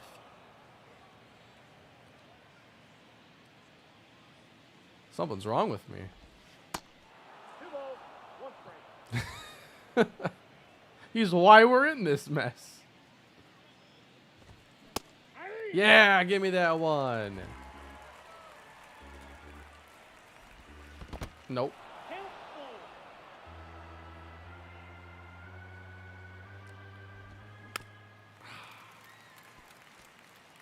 I need to get past Garcia.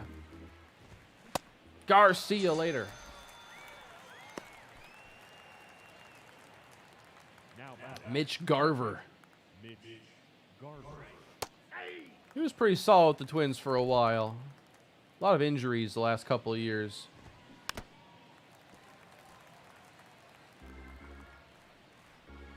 Including a particular lower body injury that sounded very painful.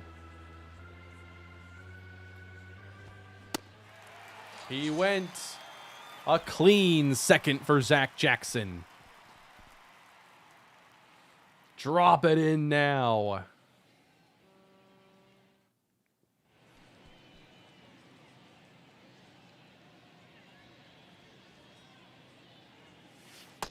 Outside, that's a ball.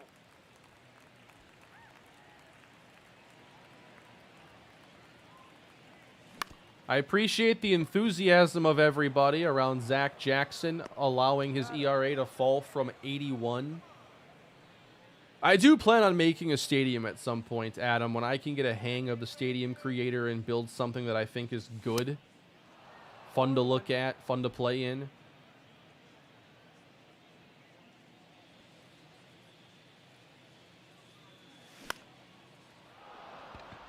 I gotta speed it up. There's no way I should be late on 90.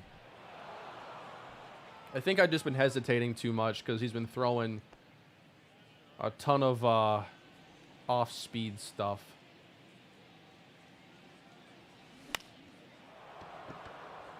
So this is going to be a faster inning. That's all right.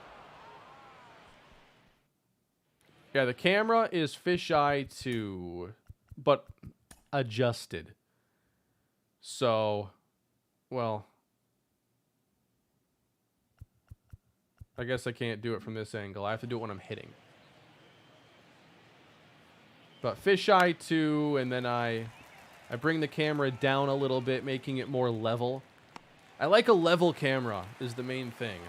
Like the default camera, it's like you're above looking down at the pitcher, and I find it so hard to read elevation on stuff.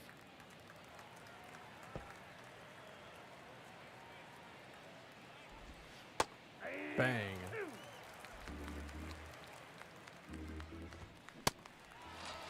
He's got him waving up there. Now back, the third baseman, John. Now, Jackson's meant to be a one-inning guy. He's really helping pick up his teammates here today. This will likely be his last inning. Hopefully last batter, too. Whoa, he got away with that one. Nicely done. That drops the ERA. What do you think his ERA is right now? All right, give me your guess. From 81, he just recorded 8 more outs.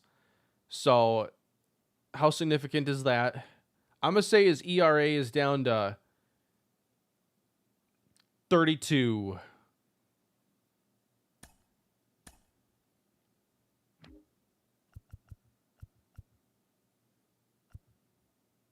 Wait. Is that right? Here it says 8.3. Here it says 6.8. Does the box score show you ERA?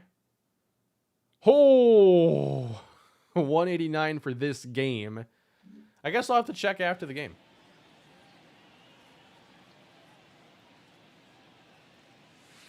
Nope, that's a ball. Was it an 81 in one game? Okay, he entered with an 8.3. That's my bad. I guess I was looking at a game stat and not a season stat.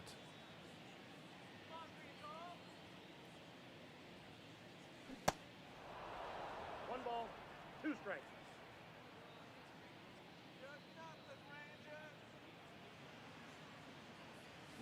No! Dunning is settling in.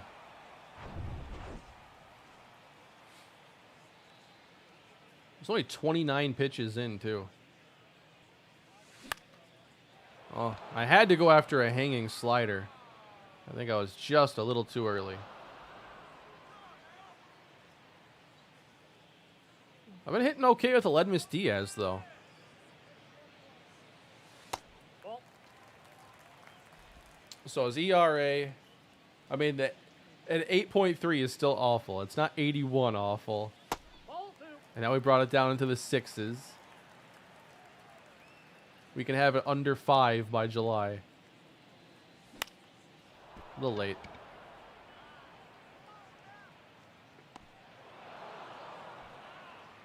If you're going to miss You want to miss early. That's probably one tip I have. Just try to... I don't want to pitch with him, actually. How do I step off? Yeah. L1 is step off.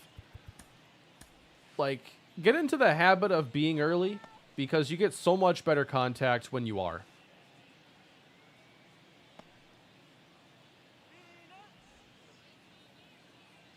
So Acevedo has 29, Familia 23.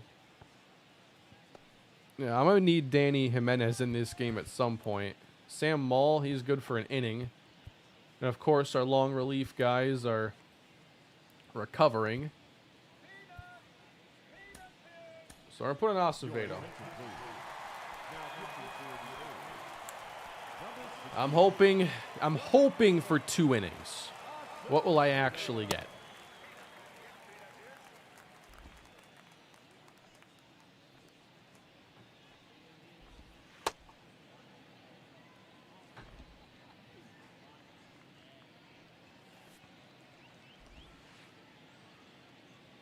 Yeah, I'm probably going to start adjusting roles in the bullpen, too. I'm just going with what the A's did on opening day, which was have Danny Jimenez save a 2-1 win, I think it was, against the Angels.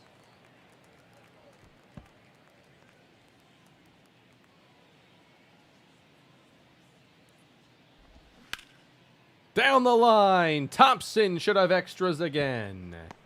Led off the game with a double, does the same in the 4th. Gobert just punched Anderson. Like Kyle Anderson? A teammate? Oh, that pitch is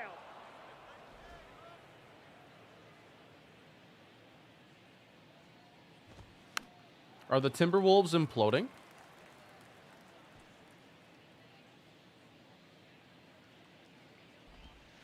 Ball.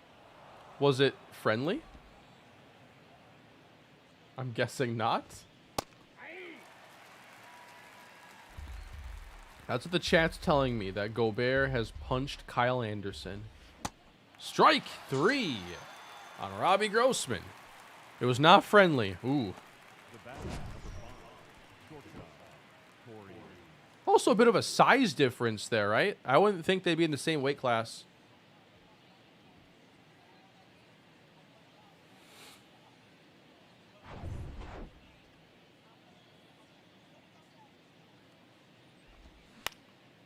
Ooh, I got away with 1, and it was grounded to 3rd. Thank you.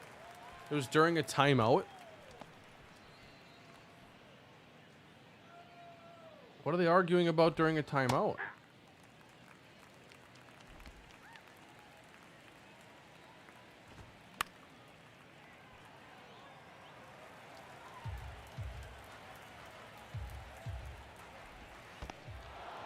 Uh-oh, Thompson wants 3rd base, and he'll have it with that great speed of his. A wild pitch, but now 2 strikes on Marcus Semien. Ball 2. Not chasing that one. Fastball gets him. Strike 3. Anderson even tried to Euro step past his teammates to get to Gobert after he punched him.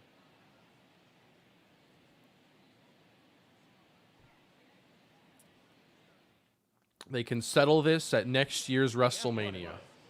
The left fielder. Weird animations. I haven't had too many in this game. Whether it be defense or fielding, the animations have been pretty good. But every now and then you might run into something that feels off. Down the line and foul.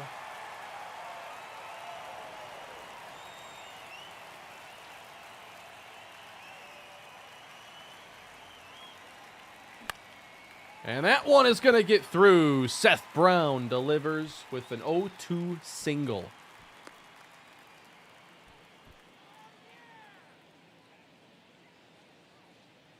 How come when it comes to, like, teammates fighting teammates, doesn't it? I guess there are more opportunities because there are so many games, and maybe that skews it.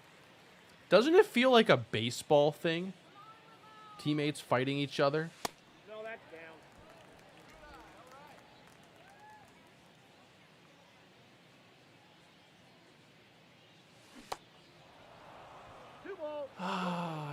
that.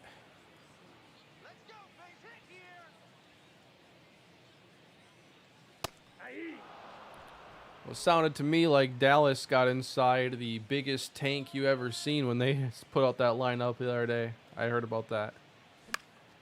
Ugh. So I hear the NBA is going to investigate the Mavs. What does that investigation look like? Are they trying to find, like, communication between anybody on the team, like Mark Cuban telling them to not play guys or something?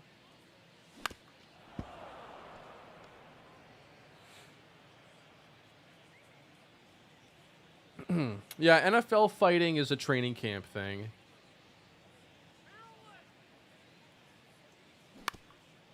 And it's usually not teammate. Well, it can be. Actually, it is teammates often because you're practicing against the same dudes for weeks and it's 95 out and sunny and you're just over it. No!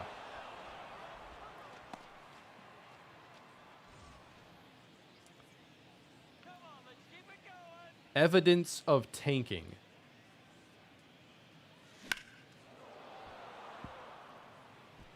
So you're telling me they were in the 4 seed, they traded for Kyrie Irving, and now they're tanking their way out of the play-in.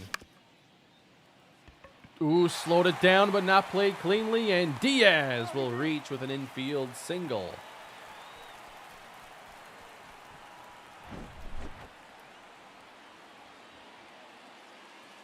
Yeah, it is odd because they had something to play for and still did it.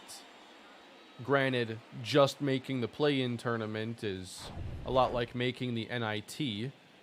So, I don't know. I guess it's not exactly the same because at least if you're in, you're in. Driven hard to right field by Aguilar. No! I wasn't sure if I tagged up at the right time, so I brought him back to second base. Because at first I'm like, that's hitting the wall. And I was going to send him. I wasn't sure if it was before or after it was caught.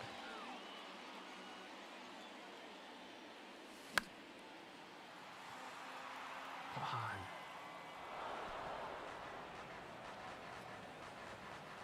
It's amazing to me the Wolves are still in Minnesota. 0-2 is the count. I have never in my life met a diehard Wolves fan. Ball that's outside. If they exist, I don't know where they are.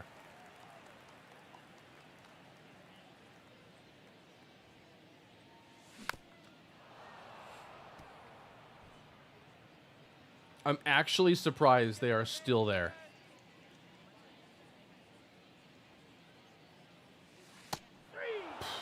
I wasn't hitting that anyway. It's something to do in the winter, of course. But man, the team the last almost 20 years. The right fielder, Adolis Garcia. There you go, Aguilar.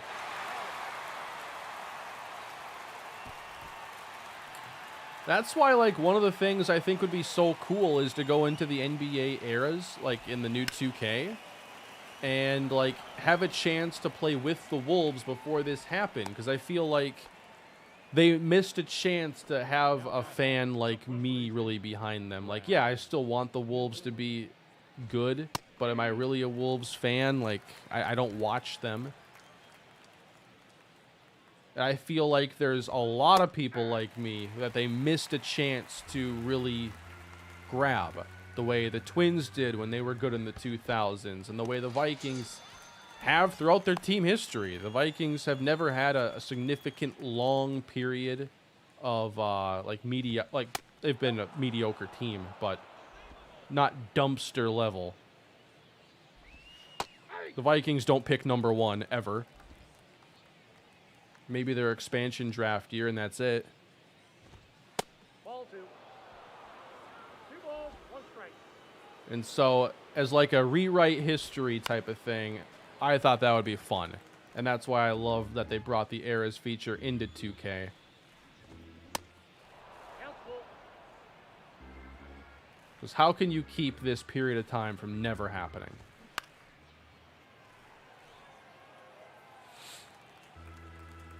I was talking about the Vikings picking number 1. I was probably all over the place there.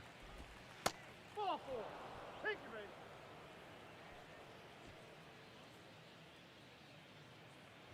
base. The Twins had a rough go of it too, from like 2010 to 2015. Maybe even a little bit further. Like the tail end of the Mauer era was pretty bad. And that's when I fell out of baseball for a little bit. It didn't have so much to do with the Twins being bad, because I also didn't watch a lot in 2010 when they went to the playoffs and won a bunch of games. I had just kind of fallen out of baseball for 5-6 years.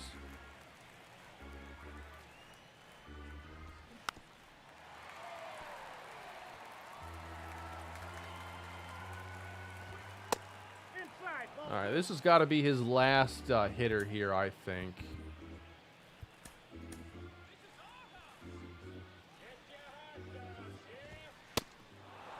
Everybody's pushed to their limit here, stamina-wise. Got him! Good changeup. He saved his best for last.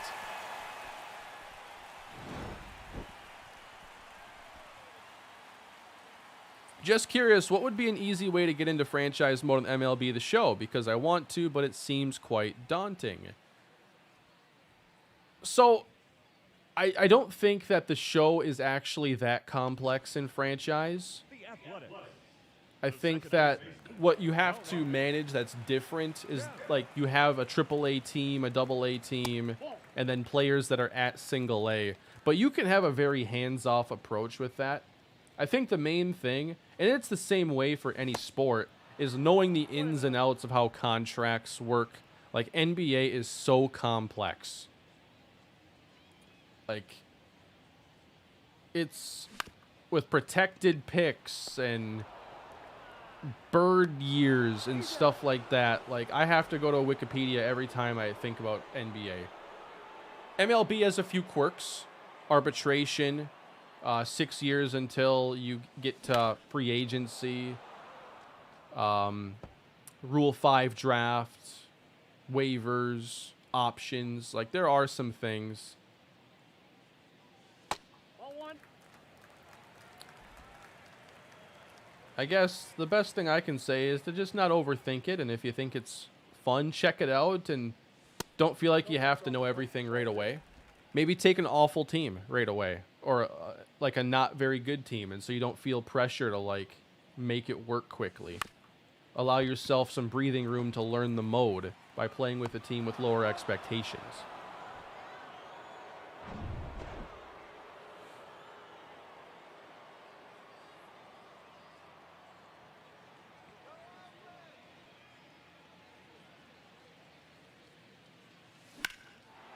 That's what I did really playing 2K. Like, I didn't know anything, but when I got to the off season, that was the time to learn about what bird years are and how free agency works and everything. And you don't have to learn it all right away.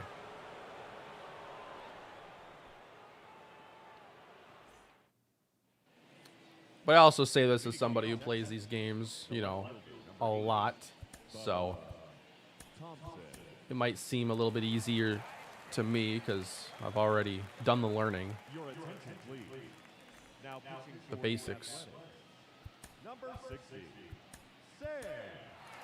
All right, we've made it to the 6th inning, everybody. This game has been moving along quickly after a fast start in the first inning. No scoring since.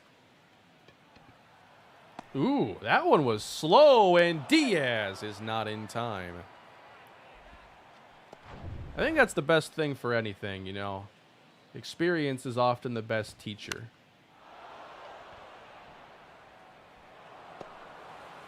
I've said it a couple times on stream before that you don't learn to play the piano by reading a book. I've never played the piano, so maybe I'm wrong. Jesus. Man. Corey Seager, lefty off Sam Mull. I liked it better when it was 7-2.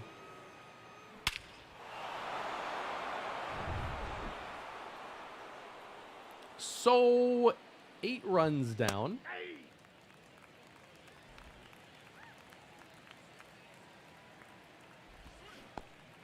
Ooh. 0-2. Ball 1. I need that. And this is the problem, too, when you have, like, a game that calls on a lot of relievers.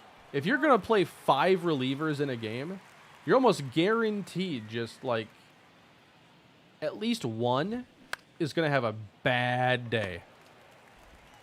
Because sometimes it's your day and sometimes it's not. And it's rare that 5 guys on one team are going to have a good day on the same one.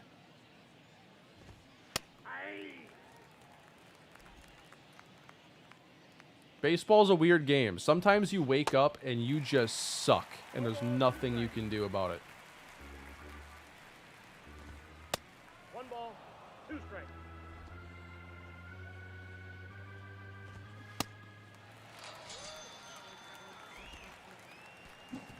Zach Jackson had an excellent day. That's right. He had enough good day for him and for Sam Mull, unfortunately.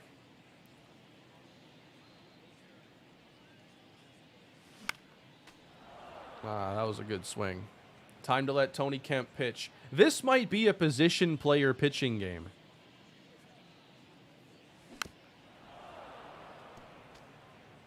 Like, I don't know if we have a game tomorrow, but... You know, 5 runs down. I was going to treat it like I'm trying to win, but 8 runs down here in the 6th? Probably not. I like Default Hall of Fame. I find the game plays a very balanced game of baseball, and that's been the same for MLB. When I began the Twins franchise, 17? So 6 years, basically. I've never felt the need to edit sliders. There's maybe a couple things that I'd consider tweaking with, like, fielding, and I think you could make some more errors happen. Diaz to left. Ooh, it's going to go to the wall. You know, if you wanted to, like, make fielding and throwing errors a bit more common, I think that would probably be potentially a bit more sim.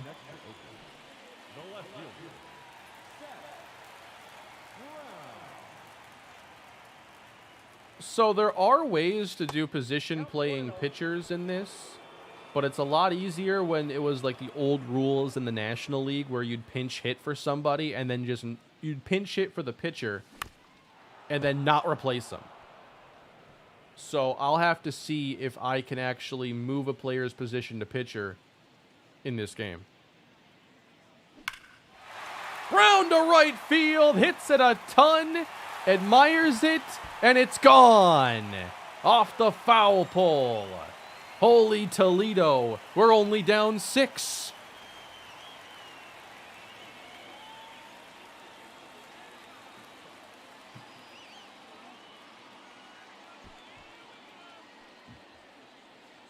And his trade value goes up.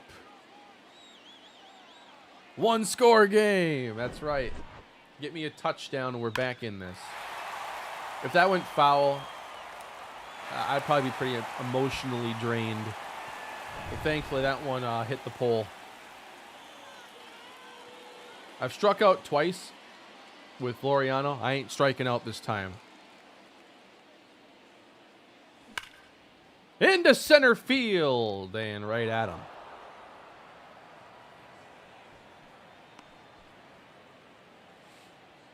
All right, Jordan Diaz.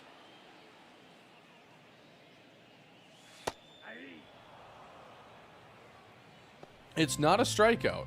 It wasn't.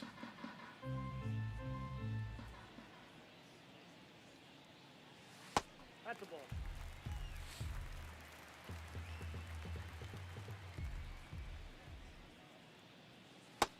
Ball, that's outside. If I can get one more, I can probably convince myself we're in it. No, that's low. I love trying to engineer comebacks in games. There's no pressure. You're already losing. Nobody expects you to do anything else.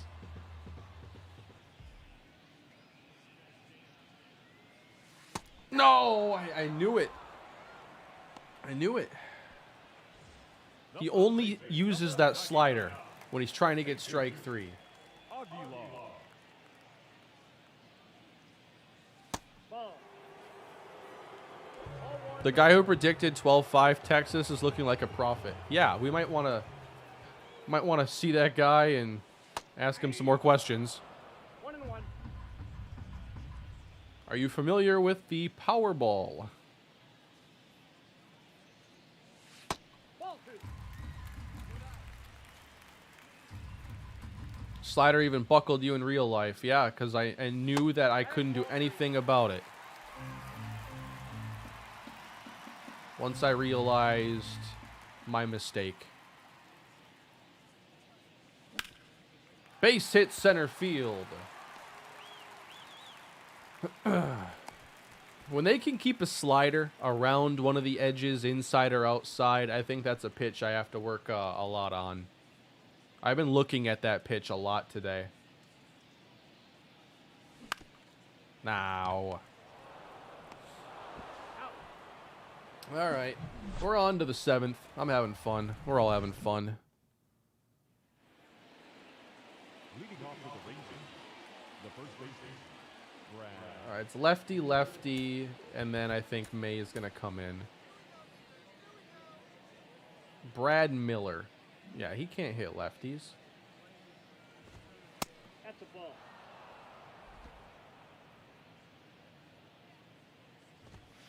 Ball, that's low. Dunning went 6 innings. Shintaro went 0.1.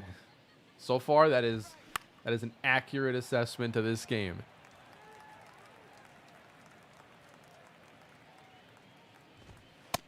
3 balls, 1 strike. Kane, the Athletics should offer you a contract in real life because they need the help. I would say that's ridiculous, but considering the fact that they're already operating as the cheapest team in the majors, it seems like trying to hire a YouTuber would be on brand.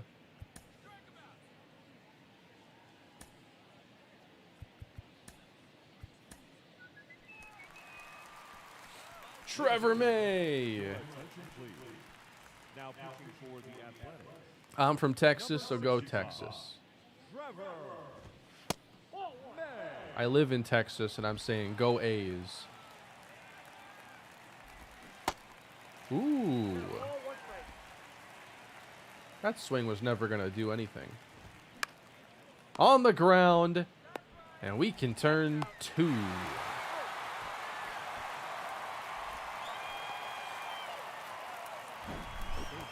Oh, I remember that from the video. I don't know. I forget the name of the channel. Is it Baseball Doesn't Exist, or who made the video? They did hire an 11-year-old kid as an assistant GM, and it turned out to be MC Hammer as a kid. The A's have some insane stories in their team history. 1 ball, 2 strikes. I definitely recommend checking out the Baseball Doesn't Exist channel. There's a lot of fun baseball content there. Shorter videos, easy to digest, that are full of good research and stuff you can't believe.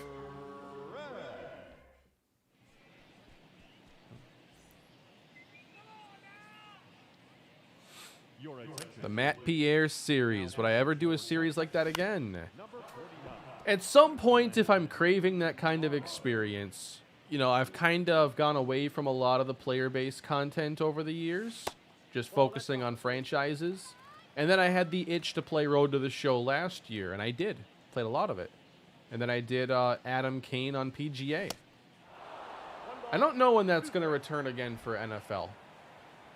Because it was a lot of fun with Matt Pierre. I really enjoyed that series. I can't believe I put out like 160 episodes of it. 2 balls, 2 strikes. I really did that.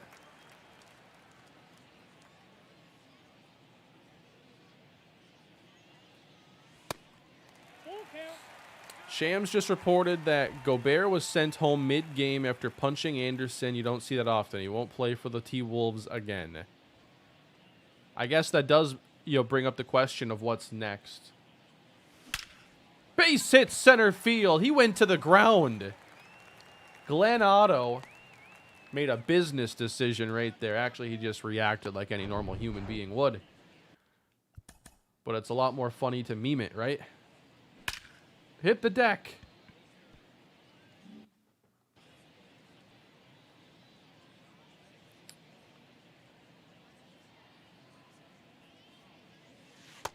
Nope, that's inside. Is it early in the game? Like, if that happened in the first quarter and you'd spend the next 2 hours, like, talking about the implications during the broadcast, like, that's content right there. 1 ball, 1 strike. Don't tell me it was, like, 6 minutes to go in the game.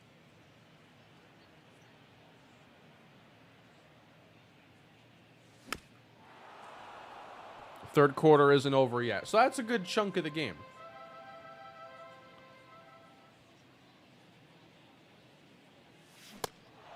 Dude, just nailing all these spots low.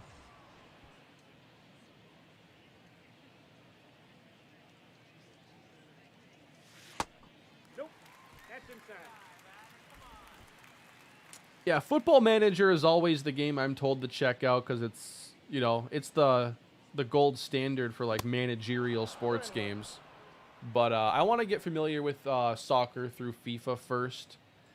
And I know I talk about, like, you know, I don't know when I'm going to check these games out. They come out around Madden. I have been messing around with some other games because I do enjoy collecting a lot of older games from, like, the Xbox 360, PS3 era.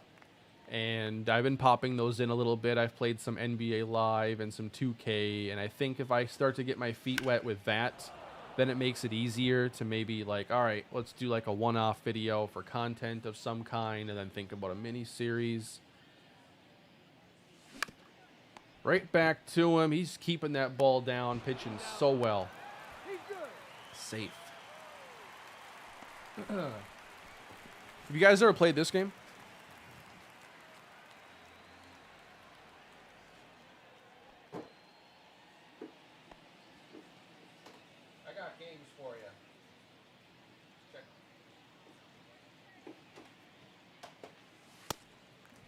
I didn't even pause the game. I'm a rookie.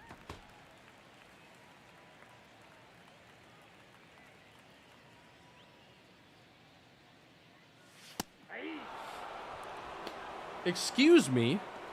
I know it's a 6-run game, but have some respect for the game of baseball. Can't call that. That's ball 2. How many of you have played UEFA Euro 2008?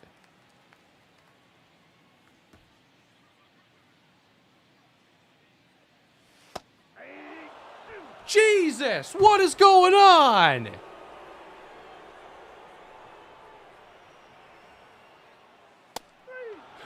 3 in 1 at bat.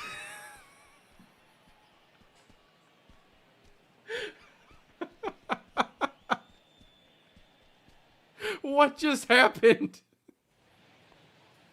Leading off for Texas, the left fielder, number 8, Bubba. The strike zone grew 3 sizes that day.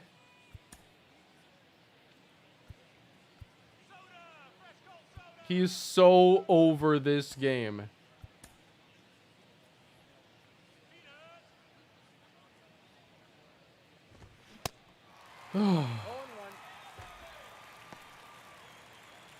I like this game just because, like, EA's covers in 2006 were pretty good. NBA Live 06. In actuality, the game kind of plays like trash.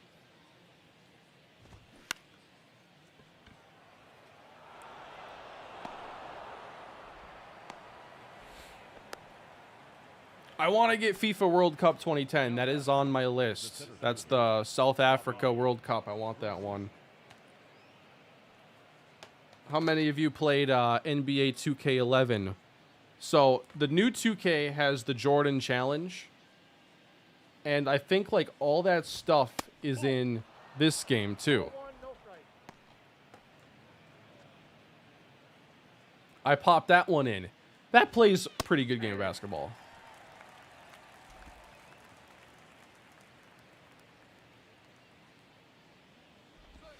Best 2K. Wow. So obviously I'm more into like, you know, the Madden world, and you know, everybody, you bring up Maddens of past and it's like, oh, 05, 06, 08, 12. Usually the ones that are brought up. What are the best 2K games? So obviously 11 seems to be a favorite.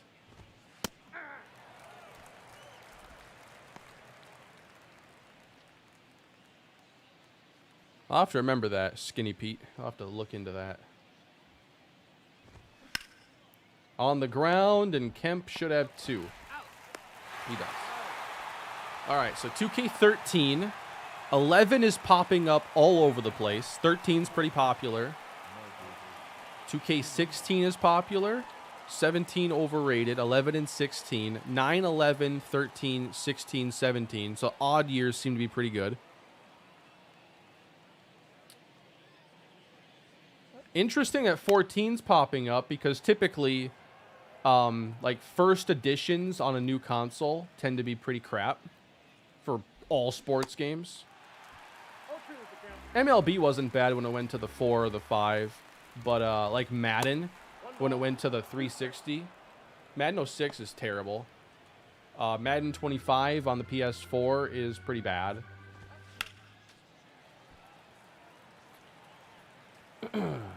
I liked Madden 25. Yeah, I think I just don't like that one as much as others. There you go.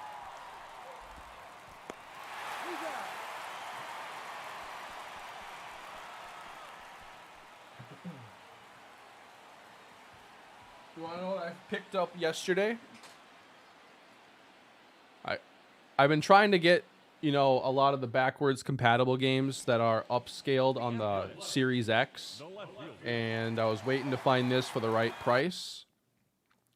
I don't even know Star Wars. I didn't even watch the movies, but this game is the real deal.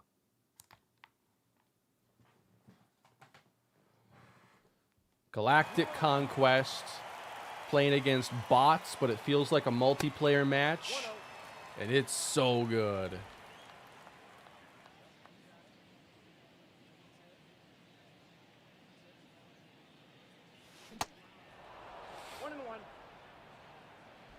I never got into Star Wars. I'd like to give it a shot. Like, I've been wanting to check out a lot of the stuff that I've missed. And coincidentally, I just watched the first Matrix movie. That was pretty good. But I just watched it like 2 days ago.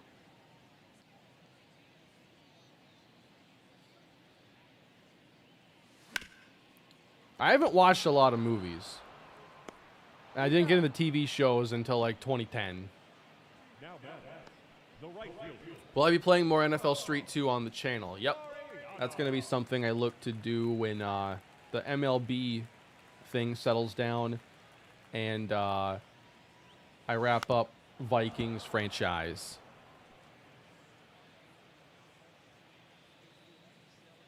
Thoughts on Madden 16? 16 was the first year with the like aggressive catching and stuff like that, and I enjoyed 16 and 17.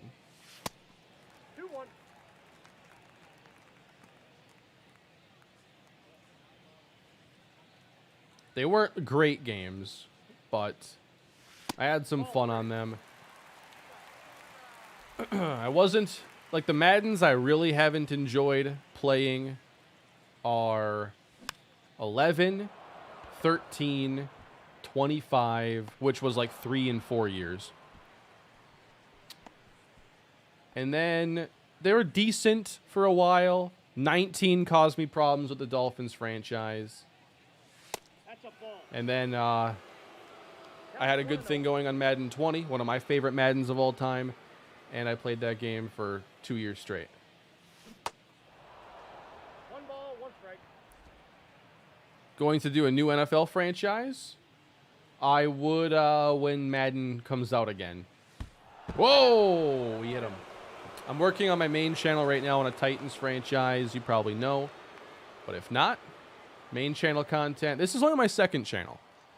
So the main channel is my more traditional content where, you know, I play games, I edit them, and all the commentary is done afterwards. It's an old school kind of content because, you know, a lot of gaming stuff today is all done with like live commentary.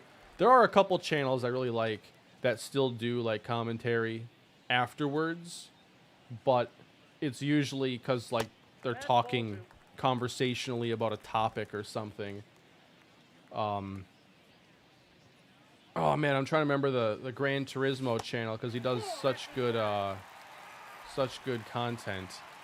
Man, who's the big Gran Turismo guy?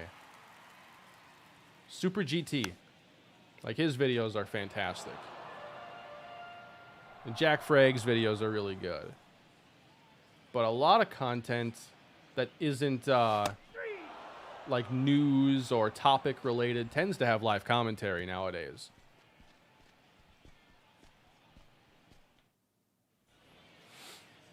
Leading off the Texans, the right Can I put in a position player?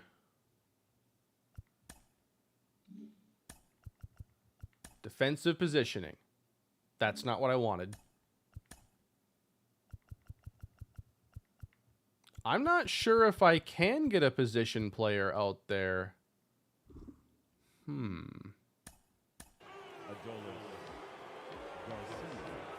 Maybe there isn't a way to do it now with American League rules.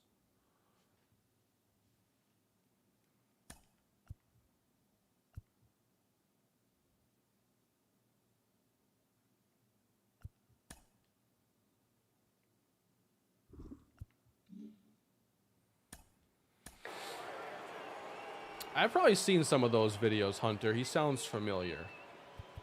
I do enjoy some racing content from time to time. And then what's the other channel I watch? But most of his stuff is like streamed and then put into content. Who's the other Gran Turismo guy I watch? Or racing guy? How do I not remember everybody's name? That channel.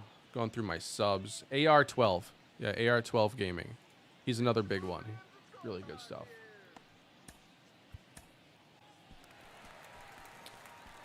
Head coach. I would like to give it another go. I think I want to pick it up on the 360 before I do because it just runs so poorly on the PS3. It starts to chug. I don't know if there's like a memory leak issue in the game, but like every hour you gotta like reset the thing because it starts playing at like 4 frames a second.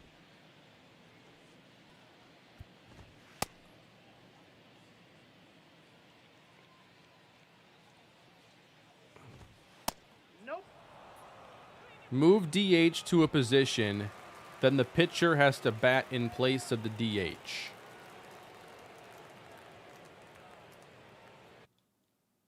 Let's try. Let's do something for science. So, move Capel to like right field. And then I can take Familia. Oh, but now there's a 3-batter deal. So that's how I do it. I believe that would work then if I hadn't already done the sub for Familia. So if he gets rocked and can't finish this in 3 at-bats, we could test it out. Or if he just allows a base runner. So what I want to do with these streams is leave them up in the playlist. They're not official episodes, and if you don't want to watch streams, you're not going to miss anything. Because I'm going to take the highlights of this and include them in the next episode. But if you want to see, you know, more at-bats, more playtime, my banter, then that's what the streams are for. Is just like extra content. And it's nice for me because it allows me to, you know, put up a piece of content today, which is this stream, and then include things here. Ooh, Jason Dominguez called up. But to include it in the next episode, and I think having those highlights on hand just, I think I make better content when I can do that. There's a little bit more action, and it helps cover more ground and allows us to do more without relying solely on simulating. And it's something I want to do more often over here.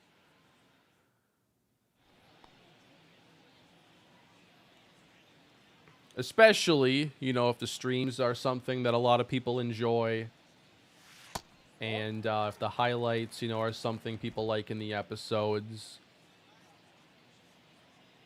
It's kind of a happy medium thing where, like, it takes me extra time to play these games, but if I can stream it, it's a piece of content, and it's worth my time to do it.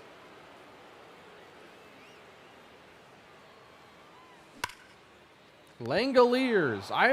I swear, every swing is in that late portion of the green good window, and I just go to the right side every time. I can't pull the ball with the guy. That's the ball. Ball 1, no strike. I've thought about having a third channel where I can stream random stuff and whatnot, but when the new year came around, I was really focused on re-strategizing the 2 channels here to do what I wanted and to get those kind of in a place I was happy with. And I haven't really thought about that in a while.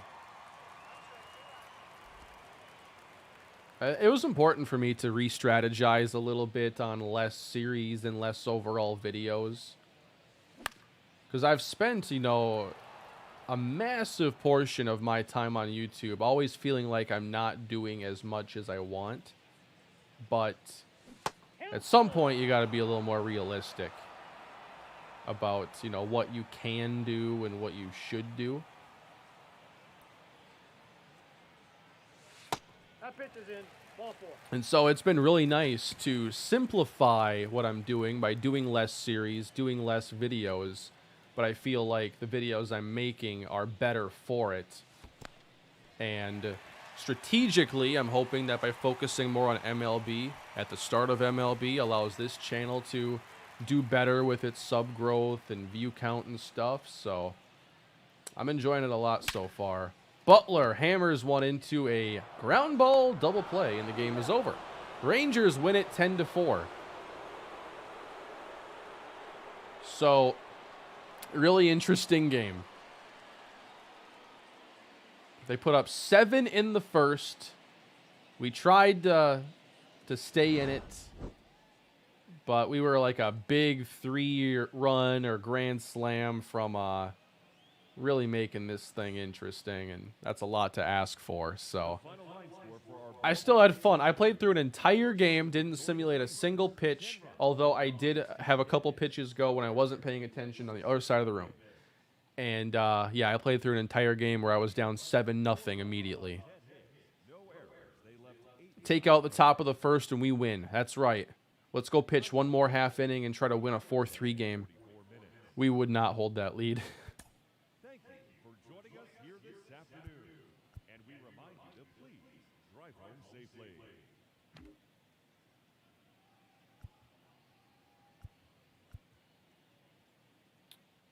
I had a lot of fun with that.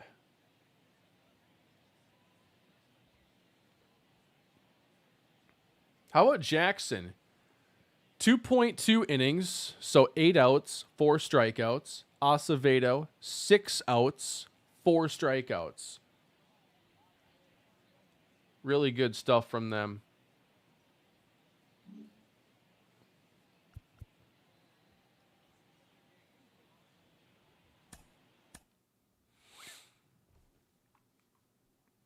Yeah, we can take a look at a couple things. Yeah, Fujinami gave up 9 hits.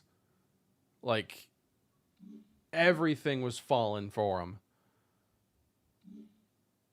I got to do scouting next time I'm here. I want to save quick.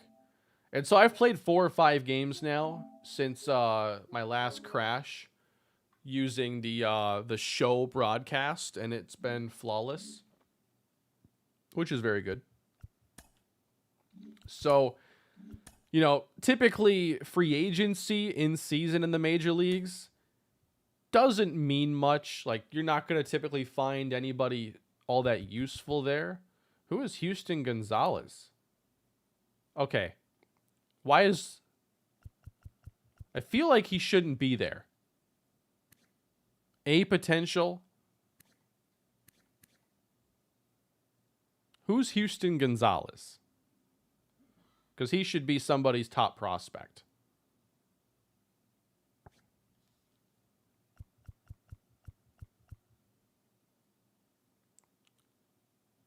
Eddie Guardado? Everyday Eddie?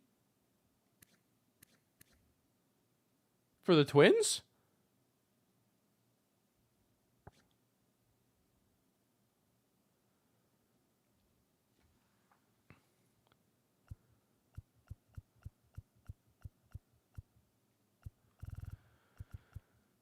So yeah, I don't know why there is an A potential player at 73 just sitting there.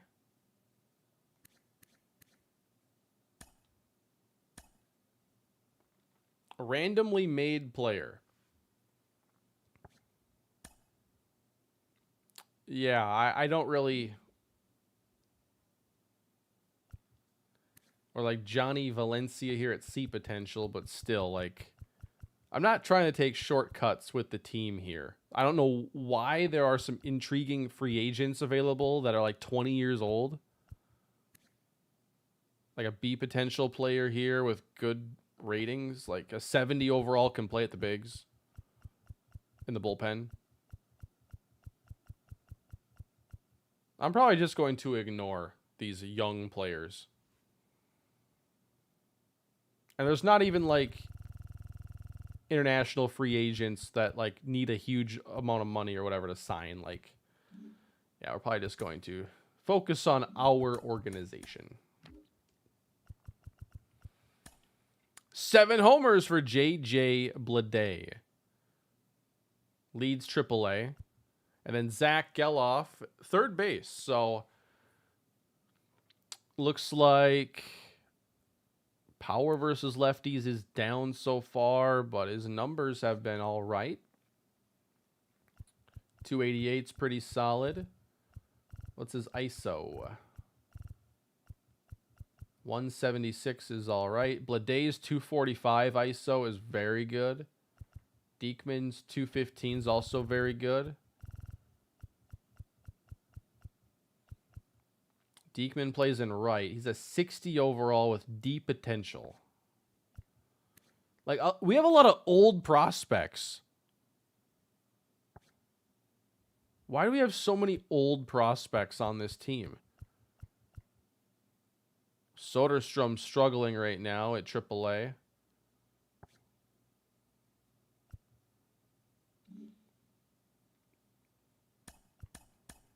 I want to go down to AA quick. Trenton Brooks, D potential. Logan Davidson at short, 67 overall, B potential, switch hitter. All right, here's a guy. Defense, you know, that's a decent place to be right now. 82 speed. He might be somebody, but he's 25. Like, he needs to really play well this year and next. And he is. He's on fire. Yes, Sano's a free agent.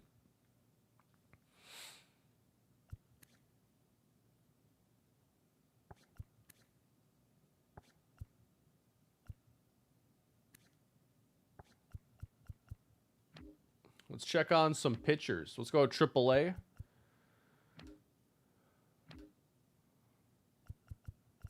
And I'm going to sort by WAR. Dalton Jeffries. D potential, 27 years old. He has a little big league experience, but 39 innings, giving up 25 runs and 4 homers. But his advanced numbers are solid. 3.66 FIP. A .7 WAR even with those numbers. Huh. But D potential is like, what do you do with that?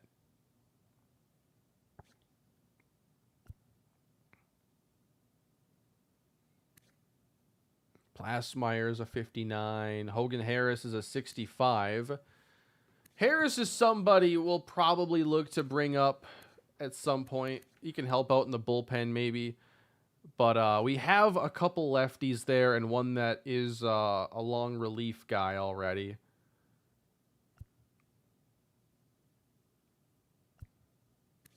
Allers up to a 56. Medina, B potential, 61, 23 years old. So he's a guy who's a legit prospect.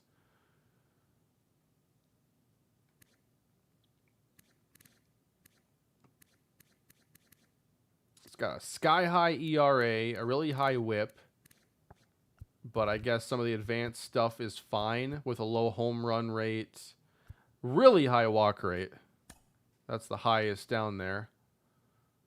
So he's someone to keep an eye on.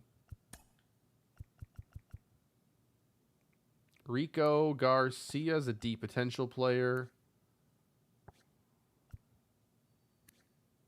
I want to see like our top prospects on like a nice organized list. Here's what we got now. Andrew Painter has claimed the #1 spot. Grayson Rodriguez has fallen a few.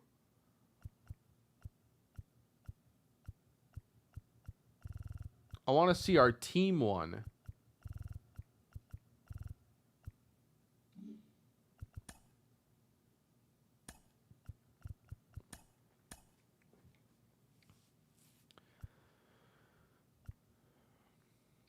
You sort by potential too, and it's like all players who are in the minors.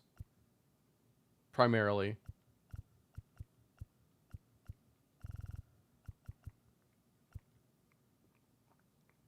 .65 overall here at AA. Ryan Cusick.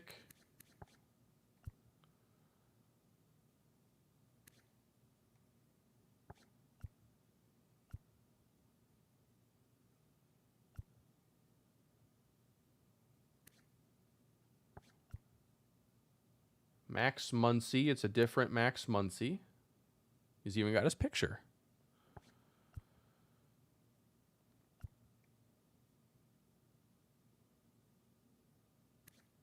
I feel like Laureano would still have some good trade value. And he's going to be a free agent in 2 years. So I'm definitely in favor of moving him.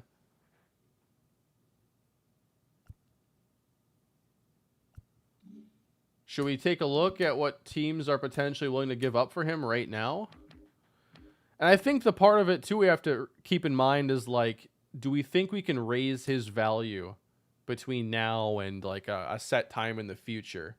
So if we want to get prospects for Ramon Laureano, you know, a C potential catcher,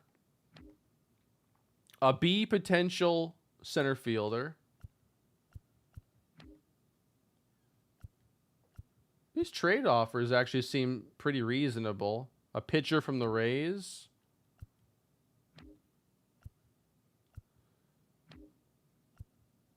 So, wow. Okay, that one's probably a little bit unreasonable there. Torkelson already for him. So when I make trades in the series, I'm going to do my best to make trades that, you know, I can justify for both teams and aren't a ripoff significantly. So the Torkelson one feels like a bad one.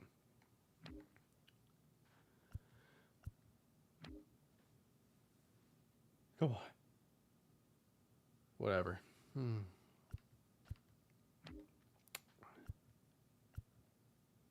Oh, wow. This was already talked about earlier today. Now, that's a division rival. We're probably not going to swing that deal, but there's Jared Kelenic.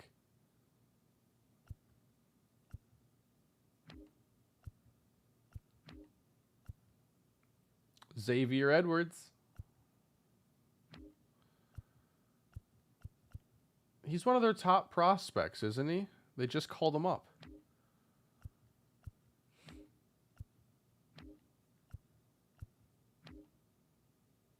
That's an A potential player. So yeah, at some point when I want to make the deal, I'll have to go into these and see, you know, what I think is reasonable, what helps us, what helps them. Joe Rock for the Rockies. With that name, you can't play anywhere else. Got to be Colorado.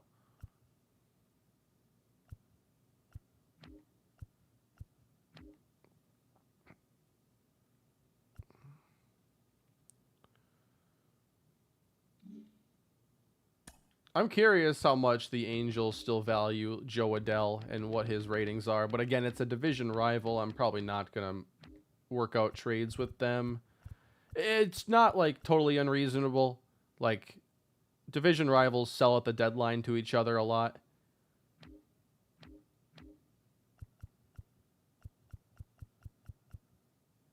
I don't know why I'm in the pitchers. He's an outfielder. So now Adell, B potential 63. I'm guessing he is the kind of player they would actually give up for a Ramon Laureano. And if we suggest the trade, straight up for Max Muncy? Really? Denzel Clark, Connor Capel. So you could get him for a lot less.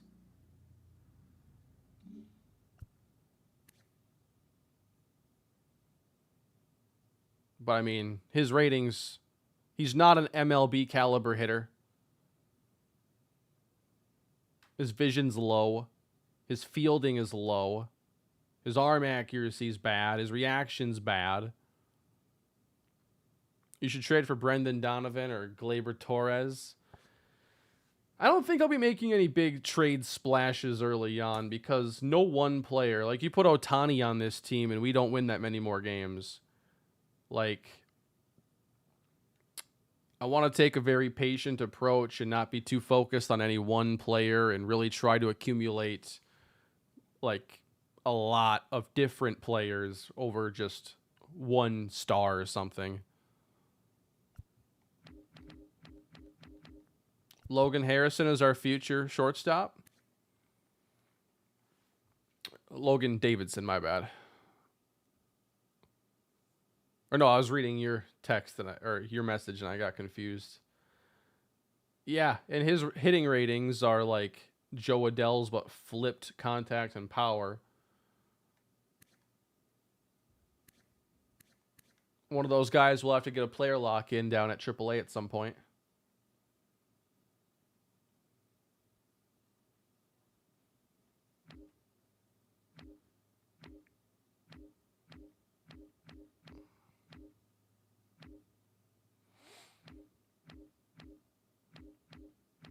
And then you have Seth Brown. What is he listed as in here? First baseman? Yeah. What do teams think about him? Well, I don't want MLB caliber players. I want prospects. So I feel like, you know, lower rated B potential prospects are going to be there if we want them in year one.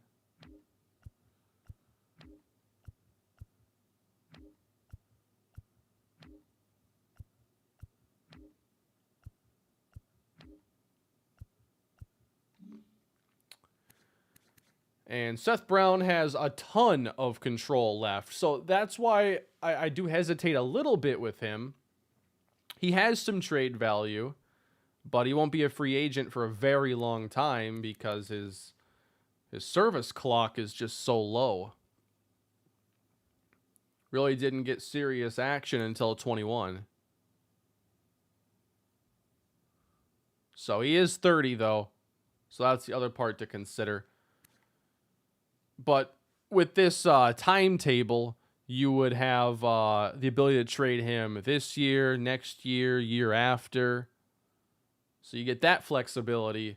Laureano's the one where you have a little more urgency because he only has one more year of arbitration. And that's part of what would help him have value right now. So to me, Laureano feels like a year one trade option.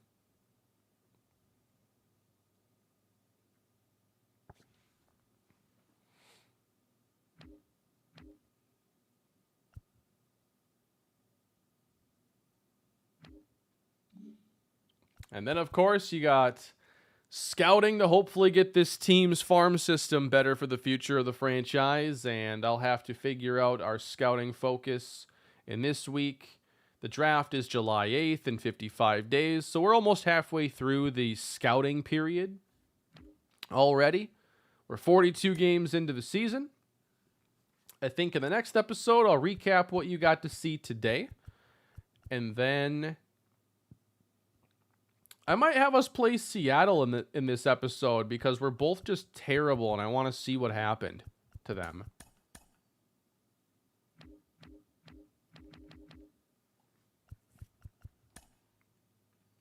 Julio Rodriguez isn't the problem. I want to see their rotation and stuff. So Castillo, yeah, that's not good.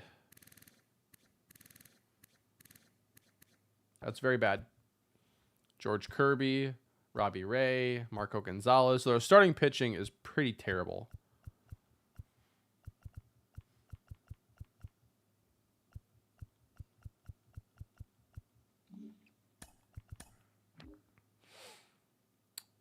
Hey, DJ South, how you doing? Appreciate you becoming a member here on the second channel. Hope you're doing well.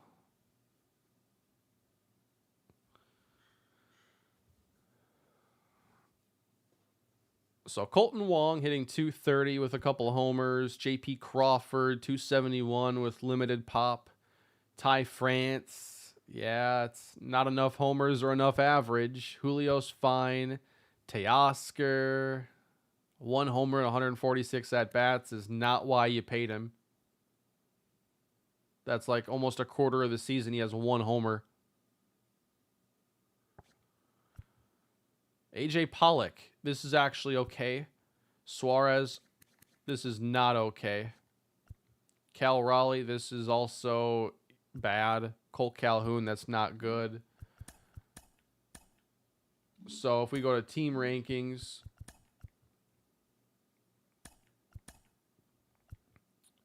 we're the 2 worst teams in batting average. And we're 2 of the 3 worst teams at scoring runs. And then let's see that team ERA. We are the worst. They are 28th. So that's where we are right now with the Oakland A's, everybody.